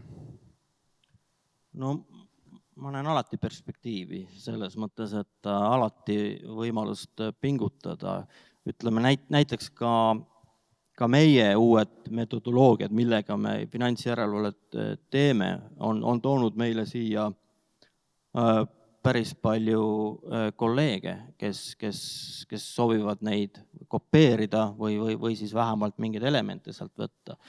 Ja tegelikult, ütleme ka tehnoloogilises mõttes ma usun, et Eestil võiks olla perspektiivi leida uusi lahendeid, aga sellega tulebki nagu eesmärgipäraselt tegeleda, et tegelikult mida on vaja, on mitte sõnad, vaid nagu tooteid aga ma usun, et see ka selles osas meil praegu tunne on vähemalt, et me tegeleme, aga kui nüüd laiemalt või tervikuna ühiskonnas pangad, RegTech ettevõtjad ja finantsjärelevalvad Eesti Pank, aga kui nüüd laiemalt küsimusele vastata, siis taas jah, et ma arvan, et kui me ei tegele rahapesu andmekvaliteediga ühelt poolt pankades, et see oleks ühetaoliselt kuidagi kvalifitseeritud, vähemalt Euroopas, ja kui me seal peal nagu ei tee riskide mõõtmisi ei ehita sinna peale või monitoorimist, siis meil on suhteliselt vähe perspektiivi tegelikult nagu asju paremaks teha ja siis ongi nii, et väikesed riigid, eks, on hea näide, kus siis kelle peal nagu välja elada neid probleeme, eks, aga tegelikult me teame ju täna, et see mitteresidentide äri sellisel kujul ei ole mitte kuhugi kadunud ja see on ikka väga pisikene tükk, mis on siin olnud, et see peab olema kuidagi tõesti poliitiline tahe siis kõikidel riikidel seda teha, kas see on võimalik üldse kunagi realiseerida, et ma ei oska sellele vastata. Aga aitäh Andrele. Sest tehnoloogia pealt on muidugi väga hea kohe pöörduda publiku poole, kus meil istub ka David Amgivi, kes on siis arendanud seda tehnoloogiat, et võib-olla sa omalt poolt äkki siis kommenteerid, et tehnoloogiaettevõtte Salv tegelikult püüab sellist tehnoloogiat edendada ja arendada ja kas sa näed omalt poole pealt, et kuidas selline tehnoloogia areng loodetavasti aitab kogu seda protsessi sujuvamaks ja tõhusamaks viia? Ja, aitäh. Et ma kahe sõnaga võib-olla räägin sellest, et see ei ole ainult ühe ettevõtte küsimus, see on tegelikult RegTech sektor kui selline, kes keskendub, kui te mõtlete pankade ülesanne, eesmärk on ennekõike oma klientidele võimalikult häid finantsteenused pakkuda ja pankade eesmärk ei ole võimalikult häid rahapesu tõkestamise süsteeme ehitada. Et siis tegelikult on viimaste aastate jooksul tekkinud Eestis ja mujal Euroopas ja maailmas sektor, kelle põhieesmärk on see, et kuritegevusvastast võitlust tõhustada, aidata pankades, aga mitte ainult ka teistes kohustatud isikutes. Ja samamoodi isikuandmete töötlemist turvalisemaks teha, samamoodi isiku tuvastamist paremale tasemele viia, et see on selline sektor, kes aitab koostöös pankadega seda asja paremale tasemele viia.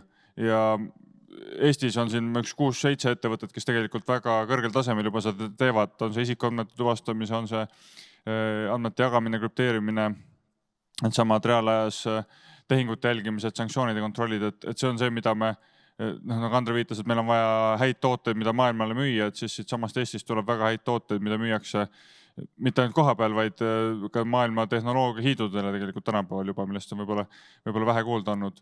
Et selle koha pealt, kui ma mõtlen teie tänase diskussiooni algusele, et mis on see, kuidas me saame oma mainet puhastada, siis kindlasti üks on see sama koostöö näitamine, et me siin koha peal Eestis oleme suutnud erasektorist tuleb algatusi, mis töötavad koos finantssektori ja riigiasutustega ja näitame, kuidas seda asja korda teha.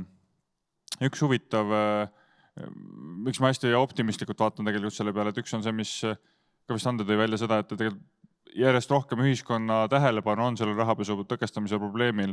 Samamoodi 2016 oli tähelepanu Panama Papersitel ja selle tulemusena see offshore ettevõtete teenindamine lõppes väga kiiresti ära, siis täna on vähemalt sama palju tähelepanu rahapesu tõkestamisel, loodetavasti sellel on ka tulemeid.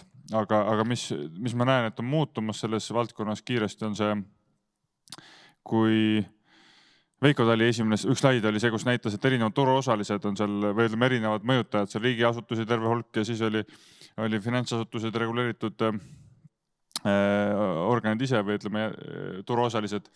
Et seal tegelikult oli puudu, või ütleme see, oli koostöö riigiasutuste vahel oli olemas, aga tegelikult koostöö reguleeritud asutuste vahel või kohustatud asutuste vahel tegelikult puudub suuresti. Et meil on küll pangasektor, pangad asuvad üksteisest mõnisada meetrit teemal, aga see, kui palju infot nad tohivad omavahel jagada kahtlaste isikute kohta, kahtlaste tehingute kohta, ehk siis selline võrgustiku teadmine tänapäeval on veel puudu. Ja kui mõtleme sellele, et siis kurjategijad suhtlevad võrgustikes väga tihedalt, nad oskavad väga hästi jagada oma rahasid erinevate pankade asutuste vahel, siis tänu sellele samale FATF-i juhenditele ja tänu Euroopa direktiividele nüüd hakkab jõudma ka kohaliku seadusandlusesse võimalus suhelda turuosalistel enda vahel ja jagada infot, mis aitab tegelikult neid kuritegelikke gruppe avastada ja nende tegevust peatada. Et selle koha pealt jällegi, see on selline ülesanne, mis on nagu pankadele otse õlule panna, on liiga keeruline. FI eesmärk ei ole tarkvara arendada, FI eesmärk on juhendada ja õpetada. Ja siis ongi see samas RegTech sektor, mis võib-olla küll nime poolest on natuke liiga ambitsioonikas või seal on paremaid võimalusi, kuidas seda kutsuda. Aga sisuliselt see uus tehnoloogia, mis tuleb siit samast Eestist, aitab ka seda võrgustikupõhist rahapesuvõitlust üles ehitada. Et selle koha pealt kui küsimus oli see, kes ütles veel, et mida me päriselt teeme igapäevaselt, et siis tegelikult väga paljud inimesed kirjutavad tarkvara, ehitavad tooteid selleks, et seda olukorda parandada, et see ei ole nii lootusetu võib-olla nagu tänapäeval diskussioonist jäi mulje vahetevahel. Aitäh! Aitäh! Aga ennem võib-olla kui küsimuste vastuste juurde veel minna, aga siis veel Andre käest küsida, et kui see varasemalt oli, üks pool oli teemas, et kuidas just seda ettevõtjate paremat harimist või et ka nemad seda teadvustaksid paremini, et kuidas seda teha. Et kas te olete ka Finantsinspektsiooni pealt mõelnud selle peale, et kuidas see ettevõtja ja riigi koostöö või konkreetselt finantsjärelevalve koostöö, et kas te ka näete, et sealpool oleks võimalik kuidagi parandada või harida ettevõtteid kas või selleks, et nad oleksid teadlikumad ja neid riskidega juba eos toimetaksid, mitte ei peaks pangad kogu seda koormat ka enda õlgadel võtma? Ma hakkaks ikka pankades pihta, kui lubate, et tegelikult eks meieni jõuavad ka need vestluse lõimed klientidega, et läbi erinevate tarbijakaebuste, et ma arvan, et üks asi või mida ma nagu kogen vähemalt veel ka Eesti finantssektoris, et võib-olla sellist liiga palju taandamist on sellest samast rahapesuvastasest võitlusest võib-olla kliendiga suhtluses, eks, et võiks olla täpsem, võiks olla selgem, et kui see on ühine eesmärk, siis ei saa olla nii, et sa lihtsalt ütled, et kuule, et siin inspektsioon nõuab seda või seadus nõuab seda, eks, et see on kõigi huvides, pangaklientide huvides, hoiustajate huvides, see on esimene reegel, et see suhtlus peab kindlasti olema läbipaistvam. Loomulikult on keerukam seda suhtlust teha on ju klientidega, keda sa tead, et sinu kontrollid läbi ei lase ja ei ole aktsepteeritav ja loomulikult seal seda hõõrdumist tuleb rohkem ette, aga sellegi poolest ma arvan, et selline suhtlemine ja olles elus isegi viimastel aastatel kogenud kirjavahetusi, automaatkirjavahetusi, et kohati need robotid on natukene jämeda keelekasutusega, et nad võiks viisakamad olla, aga taas, eks, et rasked ajad on olnud kõigile ja eriti võib-olla siis sellise kõrgema riskiga kliendiga suhtlemisel, aga nüüd kui küsimus nagu meie suunas esitada, siis loomulikult esimene, eks meie selline sisend on tarbija kaebused, eks. Üldiselt ma ütleks niimoodi, et meie professionaalne hinnang näitab seal peal ikkagi seda, et väga paljudes või enamus juhtudel on nad ikkagi põhjendatud otsused, kus siis tegelikult väga selgelt ikkagi rahapesu kontrolliks vajalikku informatsiooni kätte ei saada, ei ole ärid eluliselt usutavad, aga loomulikult võib eks suhtlemisel on kahte poolt vaja, eks me kuuleme kriitikat avaliku sektori suhtes ju küll ettevõtjatelt, aga väga tihti nad nagu ise meie juurde ei tule seda rääkima, tullakse läbi advokaatide tavaliselt või nende kirjavahetuse, et tegelikult võiks siis ka julgemalt, näiteks on sama, et kui me räägime KYC-st, nende küsimuste mõttekusest, mõttetusest, et mis siis peaks, ütleme nii, et sa pead nagu eesmärgipäraselt mingit informatsiooni koguma ja see peab kuskil siis mingid algoritmide kaudu sul selle tulemuse andma, et neid võiks ettevõtjad tegelikult rohkem nii-öelda testida ja öelda ja võib-olla ka õpetada pankureid ja pankureid omalt poolt õppida selle pealt ja järelevalvajad samamoodi, et ma arvan, et muidugi on kohti, kus nendes oludes neid korrarnusi nagu maha võtta, aga ma ei tea, meie uksed on alati avatud olnud, et tõepoolest eraldi üritust nüüd, et me oleme ukse peale sildi pandud, et täna on meil see KYC ankeetide päev ja seda me ei ole teinud niimoodi, aga vestlusi on palju olnud, Aga üleskutse laiemalt igal juhul, et kellel mured on, ärge häbenege, pöörduge aga Finantsinspektsiooni poole. Jah. Lihtne, selge lahendus vähemalt. Aga Erki, te püüate ikka ju viisakamalt ka suhelda, kui ainult Pangaliidu poolt ma mõtlen ka ju vaatate äkki, et robotid ikkagi natukene suhtlemisaltimad oleksid. Või kus seal need probleemid siis tulevad, millele Andre vihtis? Ma mõnes mõttes olen nõus, et üks robot õpib ja inimesed õpivad ka tegelikult. Ja ma olen nõus ka sellega, et see pendel käib vahel äärest äärde ja täna ta on sattunud sinna teise äärde ja võib-olla saab seda võrrelda ka eelmise finantskriisiga, kui olid samasugused vestlused, lihtsalt pealkiri oli teine, et miks pangad ei anna laenu. Need on, et miks pangad kontosid lahti ei tee. Et küll see üle läheb. Et natukene saame targemaks, õpime ja mina usun, et äkki 2 aasta pärast me ei pea nagu sellistel teemadel debatte pidama, et miks pangad kontosid ei ava ja miks nad neid kinni panevad. Et on pangad sealt pendli teisest äärest tagasi tulnud ja on võib-olla siis ka ettevõtjate poolt natukene seda kohanemist olnud, et lihtsalt ongi natukene ajad muutunud, et võib-olla ei käi enam asjad nii lihtsalt, kui nad varem käisid. Okei, aga aitäh, ega meil aeg läheb armutult ja jäänud on veel pool tundi, et võtta ka küsimusi nii saalist kui ka jätkuvalt ka võtame neid veebi teel vastu. Võib-olla alustuseks on kirjutanud meile Jaanus ühe küsimuse, et korduvad 2 mõtet. Esiteks, riske tuleb juhtida, 100% vältida ei saa. Teiseks kõlab siis mõte, et käib nii-öelda võitlus pankade, kohustatud isikute ja muude isikute vahel. Arusaamist napib. Kuidas astuda järgmine samm, et suurendada üksmeelt teadlikkust ja teha KYC protsess ja andmed tavaettevõtjale inimesele lihtsalt kättesaadavaks? Ma ei tea, kellele ta täpselt on adresseeritud, aga võib-olla see küsimus on natukene ka sellest samast, et kas lisaks sellele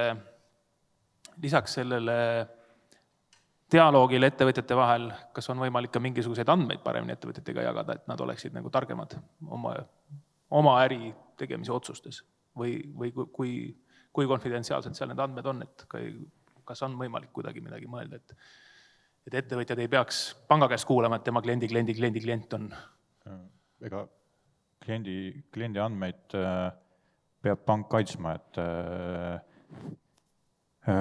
andmete vahetamine ka teiste pankadega on ikkagi keeruline, kui mitte võimatu.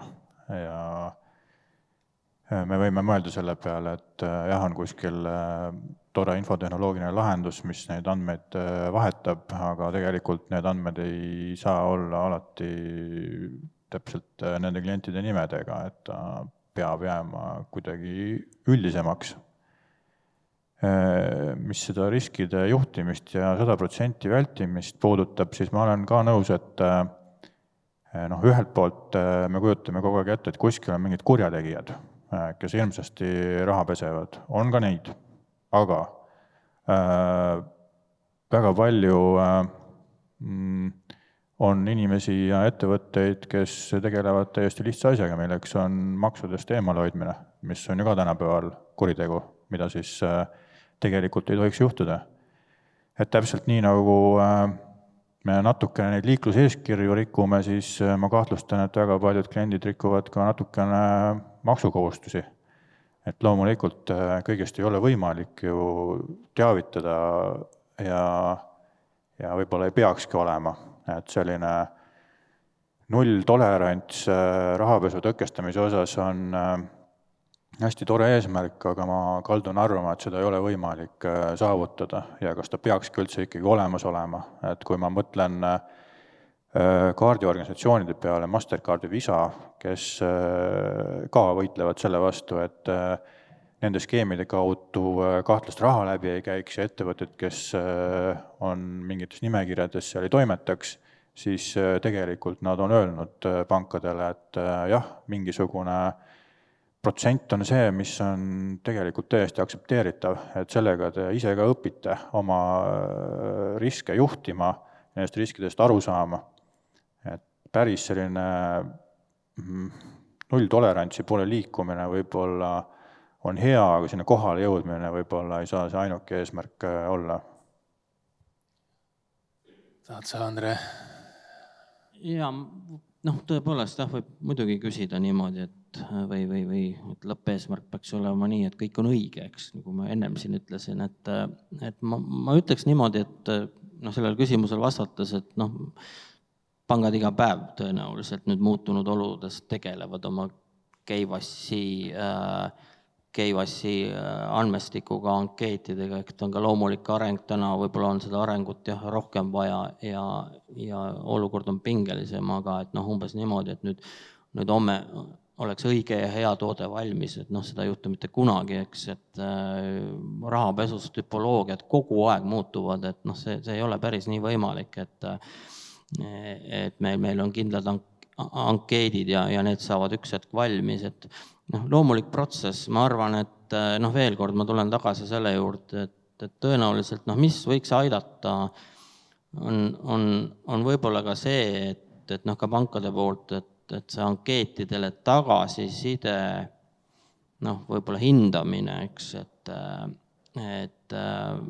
see kriitika, et seda võtta võib-olla niimoodi rohkem pardale ja mõelda nendele asjadele, et tihti ka me näeme nendes, võib-olla ka, eks reaalselt seda kogu aeg ka tehakse loomulikult, aga võib-olla kliendisuhtluse nendes seda nii palju, mis meieni jõuavad, ei nähtu, aga tegelikult selline kliendi tagasiside on ülioluline nagu nendes asjades, eks, et ega pankurid ka lõpuni ju kõike maailma nagu ärimudeleid ja õiguslikke set-up'e, mis iganes ei pea ju teadma, on ju, ja see ettevõtlusmaailm ka kogu aeg areneb seal kõrval, on ju, et ma ütleks, et see on loomulik protsess, et ma ei oska niimoodi öelda, et homme oleks midagi valmis, et pigem kuulata kriitikat, mõelda ise, millest meil täna on hästi palju puudus, et meil on ka, eks, ju väga palju, eks, arvajaid rahapesu maailmas, on ju, et meil täna isegi 2 konverentsi, 2 saali on täis rahapesu spetsialiste,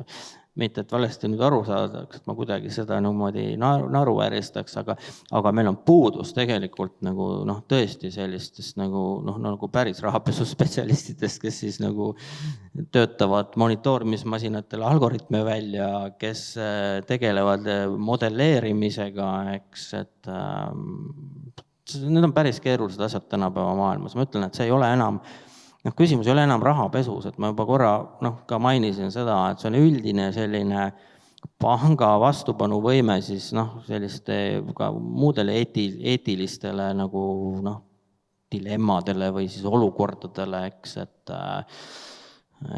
ja me hakkame neid üha enam rohkem nägema, eks, on täpselt keskkonnakaitse, mis iganes, et küll tuleb neid uusi pauke sealt, kus oodatagi ei oska, eks, et ärme alainde seda ühiskonna ütleme, teadlikkuse tõusu ja hoolivust, et. Aga küsime ka kohalolijatelt, et kas on siin publikul tekib küsimus, seal taga, palun.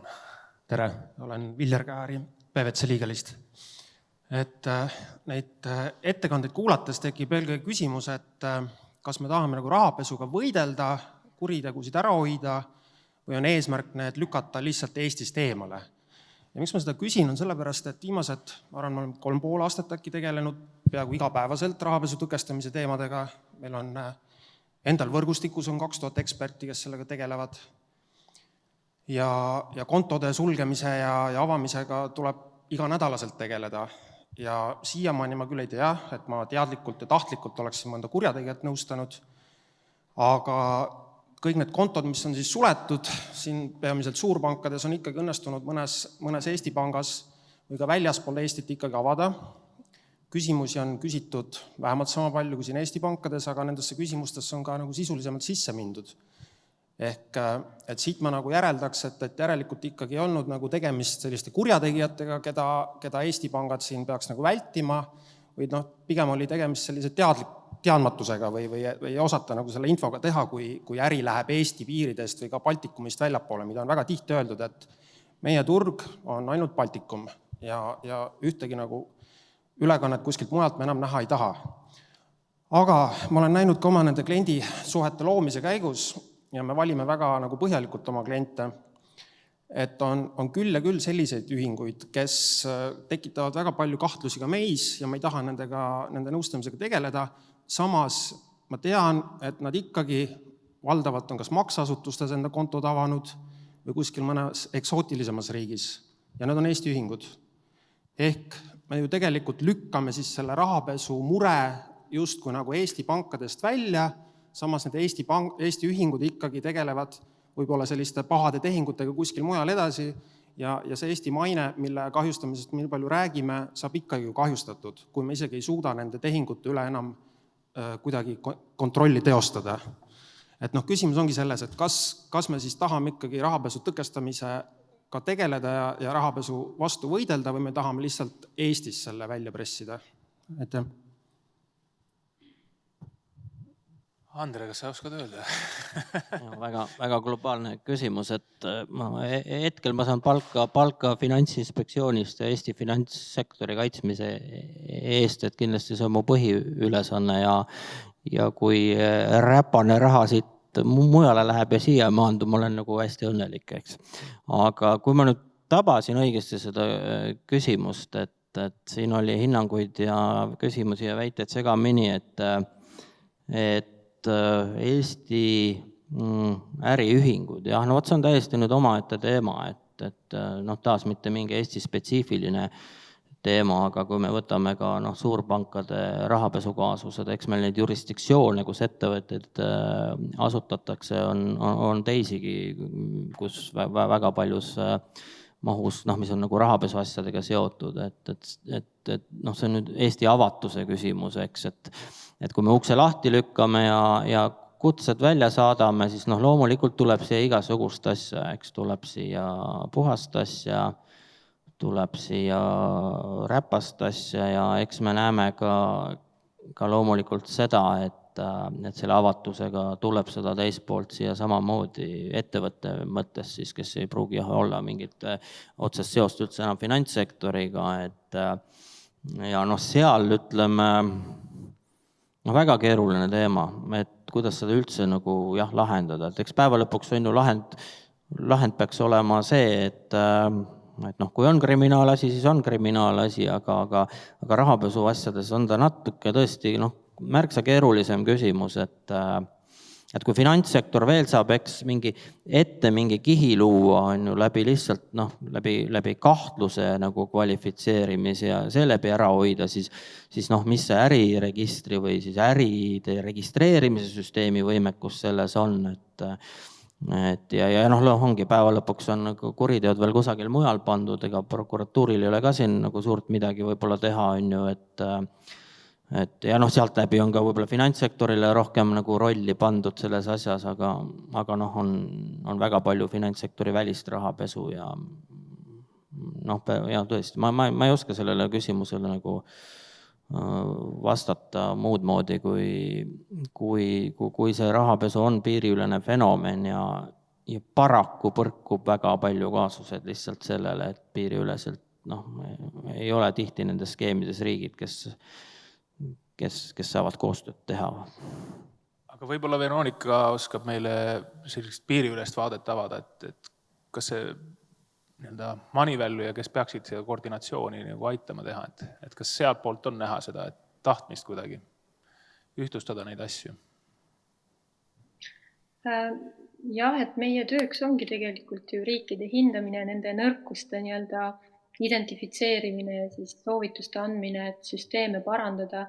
Et tõepoolest võib-olla mõned sellised aspektid, mis ühes riigis ei lähe läbi, siis teises riigis lähevad, et kõik oleneb sellest, millisest riigist me räägime, et ma näitasin siin ka seda halli nimekirja, et seal olidki ju listitud sellised eksootilisemad riigid, et see ongi selline näide sellest, et nende riikidega tegelikult ju tegeletakse.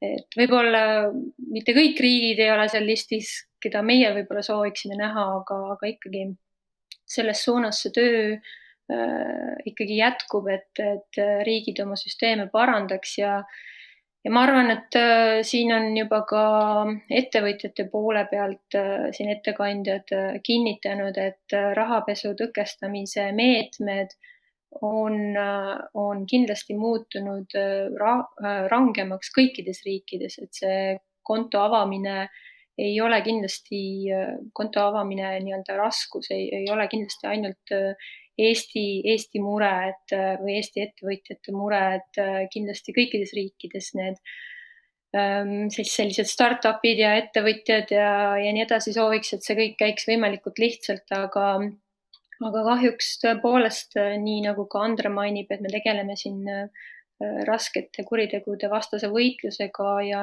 tihtipeale on need juba piiriülesed kuriteod, mida siis avastada ja uurida, et selles suhtes need mehhanismid ei saagi olema väga sellised lihtsad ja loota, et sellist süsteemi ehitada, mis oleks täiesti kuulikindel, et ilmselt jah, kui keegi oskab selliseid soovitusi anda, et siis jah, palun, et nagu siin mainiti, et eksperte on hästi palju ja võib-olla eksperte kritiseerima on hästi palju, aga ka Moneyval küsib tihtipeale näiteks oma liikmesriikide arvamusi, kuidas standardeid muuta, et siis me ei saa tegelikult tihtipeale väga palju tagasisidet riikide poolt või ettepanekuid, et ollakse üsna passiivsed, et võib-olla on ka asi selles, et on ressursside puudus, et riikide esindajad on hõivatud mitmete teiste oluliste küsimustega, aga jah, standardeid muudetakse pidevalt selleks, et ikkagi kuritegevusega võidelda ja võidelda just selles mõttes, et kui need augud kuskil tekivad, et siis neid auke kinni lappida. Olgu need siis näiteks kas või, ma ei tea, virtuaalvaluutades või makseteenuste valdkonnas ja nii edasi. Et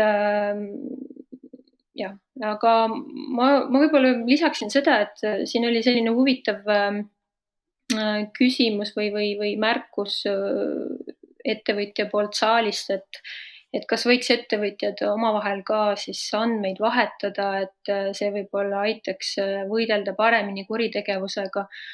Et ka seda küsimust on tegelikult arutatud FATF-is töögrupis, et kuidas võiks toimida paremini selline infovahetus ja siin paar aastat tagasi standardeid ka selles osas muudeti, lisati juurde, et selline kontsernisisene infovahetus on kindlasti lubatud, et kui on just nimelt kontsernisiseste ettevõtetega tegemist, aga kontserni väliste ettevõtetega konkreetselt kliendi andmete jagamine ja võib-olla ka tehingute kohta, et see võib kaasa tuua tegelikult ju uurimise kahjustumist, et lekitada informatsiooni ka kriminaalidele, et seetõttu peab olema väga ettevaatlik, kui te sellist rakendust siin tahate luua, et kas see on ikkagi hetkel kehtivate standarditega kooskõlas ja ka seadustega, et hetkel on see info jagamine kahtlaste tehingute kohta, selline konkreetsem info,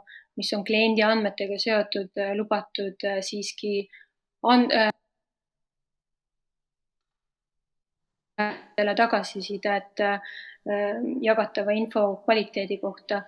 Aga jah, ettevõtete vahelist info jagamist, et ma arvan, et siin on ka võib-olla andmekaitseseaduse piirangud peal.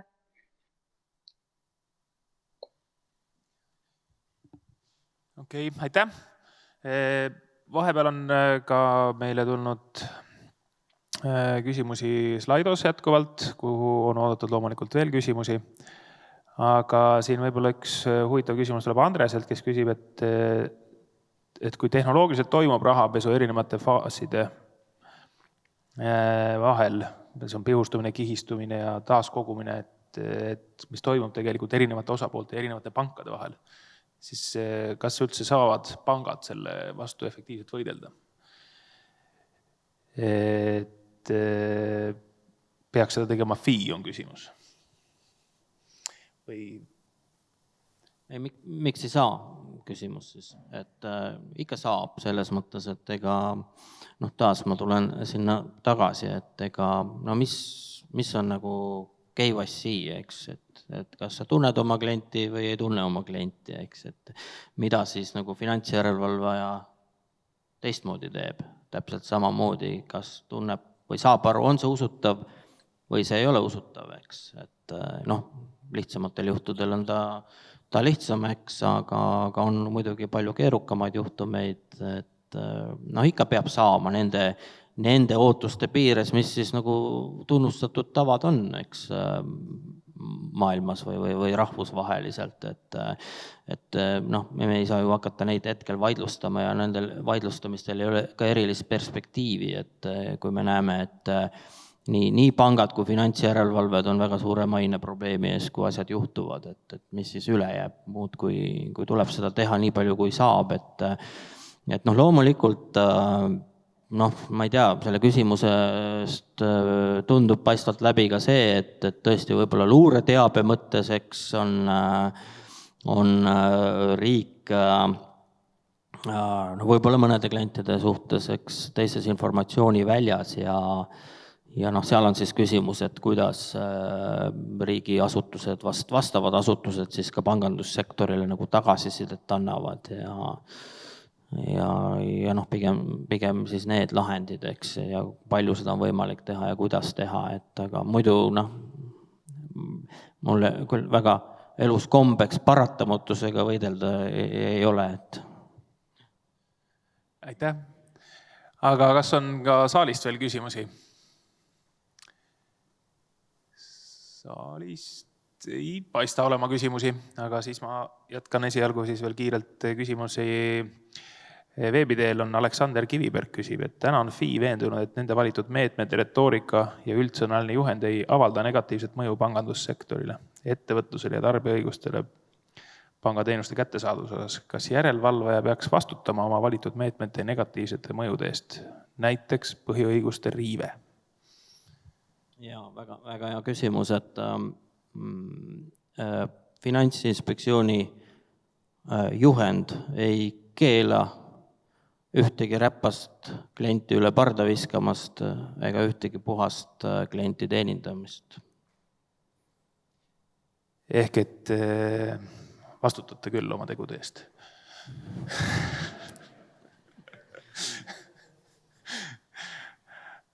Aitäh.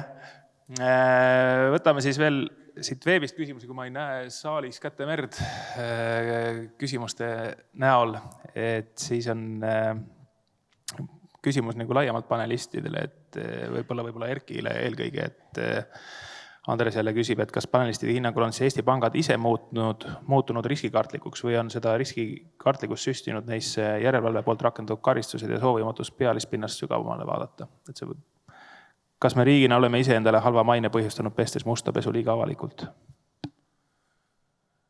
Võib-olla see esimene küsimus, ma mõtlen, on võib-olla Andres. Jaa, ma ei tea, kas see Andres on, aga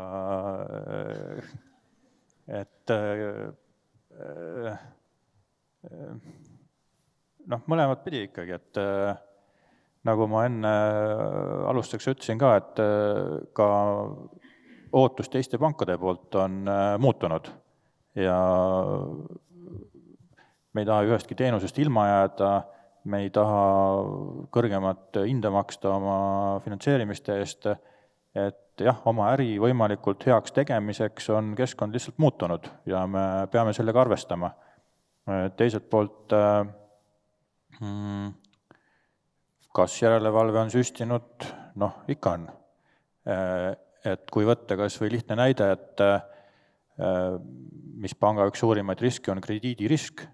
Krediidikomitees, kui me teeme otsuseid, on laenuklient, ma saan aru, mis see äri on, ma saan aru, millised on riskid, milline on summa, mille me välja anname, milline on tagatis, kui suur on kahju, mida me võime sellest saada. Rahapesu tõkestamise puhul mina ei tea, kas klient, kelle ma täna võtan või mingeid tehinguid lasen tal teha, kas ühel hetkel äkki ei ole klient, mis on väga riskantne, tuleb alles hiljem välja ja kas selle eest ei ole võimalik saada 10 miljonit trahvi. Ma ei tea seda, et ma ei taha võtta selliseid määramatuid riske.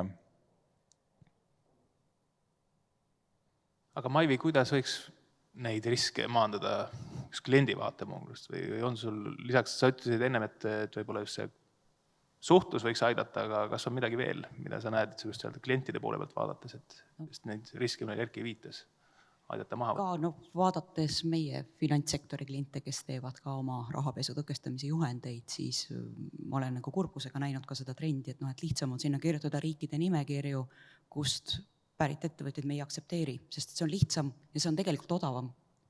Ja see võimaldab nii-öelda välistada seda võimalust, et öeldakse, et kuulge, et teie tegevusluba on löögi all või te saate trahvi. Ehk et tegelikult mulle näib, et see on selles mõttes keeruline probleem, mida turu olukord ei pruugi ise ära lahendada. Sellepärast, et see nii-öelda see võimalik sanktsioon, mis kaasneb, versus see võimalik tulu ei ole omavahel proportsioonis. Mis tähendab, et selle lahendamine mõnes mõttes on ikkagi ennekõike võimalik läbi teadlikkuse suurendamise, ma tõin selle sama näite sellest Jersey Trustist on ju, või millest iganes, et ütleme, et need on sellist enam levinud rahvusvaheliste ühinguvormide või struktuuride osas on tegelikult võimalik ennast koolitada.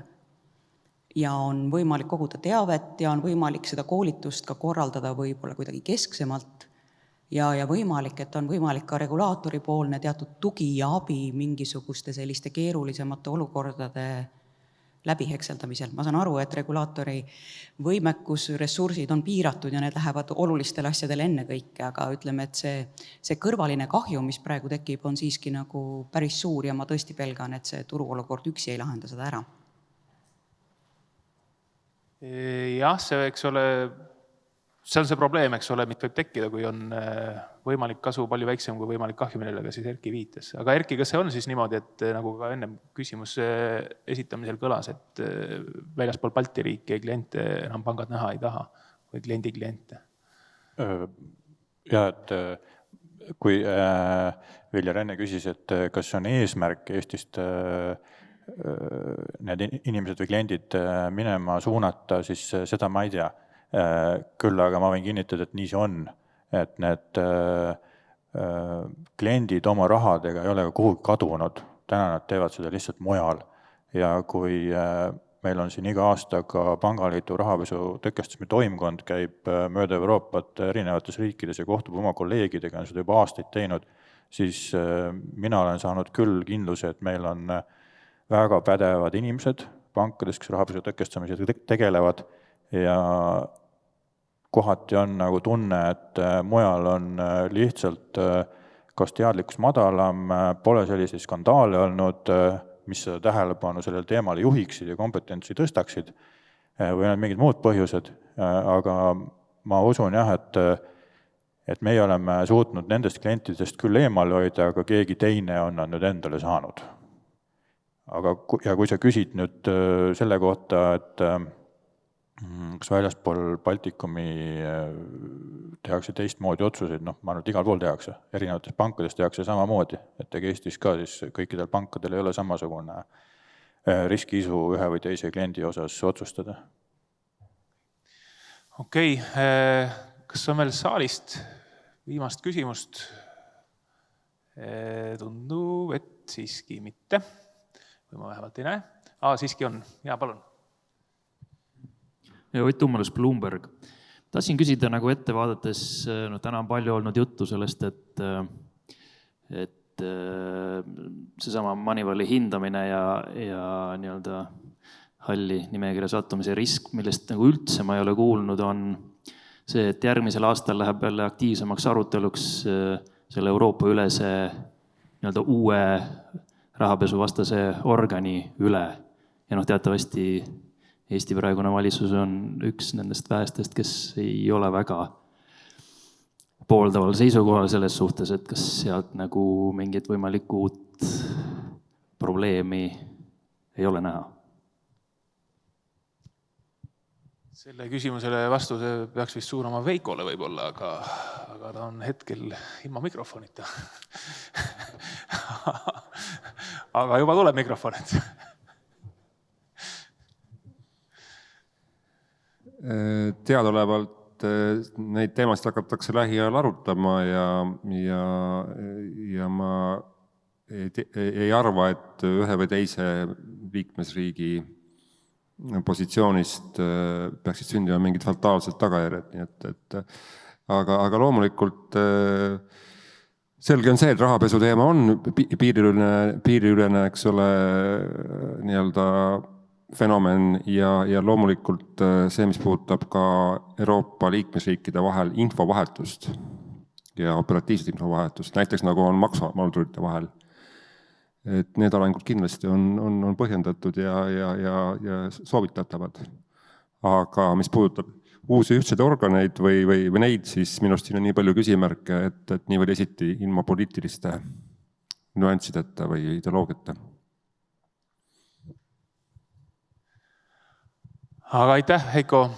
Aga enne võib-olla, kui me 2 minuti ja 50 sekundi pärast peame lõpetama oma tänase toreda arutelu, et võib-olla veel annaks viimase ringi veel sõnavõttudeks panelistidele ja võib-olla äkki saate siis veel korrata üle või välja tuua, et mis on teie meelest see põhiline positiivne pool, mida me tulevikus nende lahendustele keskendudes saame teha, et meil tulevikus võib-olla nagu Erki mainis, et 2 aasta pärast me ei pea selliseid seminare tegema. Maivi võib-olla alustaks sinust. Võib-olla ma kordan ennast, aga minu arust peamine ja põhiline on see, et ma arvan, et see tarkus on olemas, kuidas seda teha. Lihtsalt see tarkus on vaja üles leida. Erki. Minu sõnum oli see, et võiks rohkem koostööd teha. Näiteks mina ei saa aru, kuidas on samal päeval 2 sama teemaga konverentsi. Nagu sa näed, on huvilisi nii palju, et ei mahu ühte saali ära. Ole, Peeter. Mõtlen sellele, et ettevõtlus ja äri on pidev kohastumusprotsess ja me täna näeme siin optimistlikult, kuidas paari aasta pärast ehk on asjad oluliselt teistmoodi. Mõtlen siiski ka sellele, et täna me siin vaatasime ka tagasi ja pidime tõdema, et näed see, mis oli 7 aastat tagasi näiteks, et me ei teadnud, et mis oli siis ja me saime siis teada. Et huvitav küll, et mis on see, mille kohta me 5 või 10 aasta pärast ütleme, et me ei teadnud, et me saime selle nüüd teada. Maailm ju teadupärast paigal ei seisa. Aitäh, Andre. Ja ma olen juba vana mees, et üks Vene multifilm tuli meelde Nahkhiirest, et kes siis ei tahtnud ei loomul ega lind ja lõpuks ei võetud teda ühelegi peole. Et ma arvan, et aeg on oma väärtussüsteemis nagu otsus teha ja tegeleda läbipaistva ja usaldusväärse pangandusega. Ja lõpetuseks Veronika. Ja ma võib-olla oponeerin siinkohal Erkile, et ma arvan, et Eesti tugevuseks on olnud siiamaani hea koostöö eelkõige siis ametiasutuste vahel. Et ma väidan seda lihtsalt enda kogemusest, kuna ma töötan väga erinevate riikidega ja näen, kuidas teised toimetavad. Ja ma tõesti loodan, et selline hea ametiasutuste vaheline koostöö ka jätkub, et see on väga oluline just nimelt rahvusvaheliste hinnangute läbimiseks, et presenteerida siis enda tugevaid külgi hindajatele. Aitäh! Aitäh! Aitäh kõigile kohalolijatele, aitäh kõigile kuulajatele. Et minu meelest oli väga huvitav arutelu. Võib-olla teemana, mis ise siit kaasa võtaks, on võib-olla 3 asja. Ühelt poole pealt see, et kahtlemata on olukord väga palju muutunud võrreldes varasemaga. Ega pangateenuste kättesaadavus on, nagu me kuulsime, üle euroopaliselt tehtud keerulisemaks, sellepärast, et see rahapesuvastane võitlus on selgelt karmistunud ja ei ettevõtetele ega eraisikutele ei peaks olema lootust, et me saame vanadele headele aegadele tagasi, et pigem me peaksime kohanduma selle teemaga ja püüdma hakkama saada sellega. Sellelt tuleb ka see teine pool, et ilmselgelt on vajalik parem koostöö ettevõtjate ja pankade vahel. Kui ettevõtjatele on mure, siis suhelge pankadega, kui pankadel on mure, siis nad suhtlevad kindlasti ettevõtjatega, mida nad teevad ka praegu. Me kuulsime, et püüavad ka viisakamaid automaate teha võib-olla. Ja loomulikult ka suhelge regulaatoritega, et oli üleskutse nii Rahandusministeeriumi kui ka Finantsinspektsiooni poole pealt, et kui teil ikkagi mured on, siis võtke ühendust. Ja ma arvan, et see võib-olla jäi laiemalt kõlama, et see parem suhtlus oma vahel loodetavasti aitab viia sinnani, et 2 aasta pärast me ei pea enam neid seminare tegema, mida meil täna on 2. Tulemas on veel Accelerate Estonia ka, räägib samadel teemadel edasi, võib-olla rohkem siis sellise tehnoloogiaplatvormide põhisemalt ja sellest, et kuidas neid probleeme veelgi tootepõhisemalt lahendada. Aga aitäh kõigile, et te tulite, aitäh kõigile veebis kuulajatele.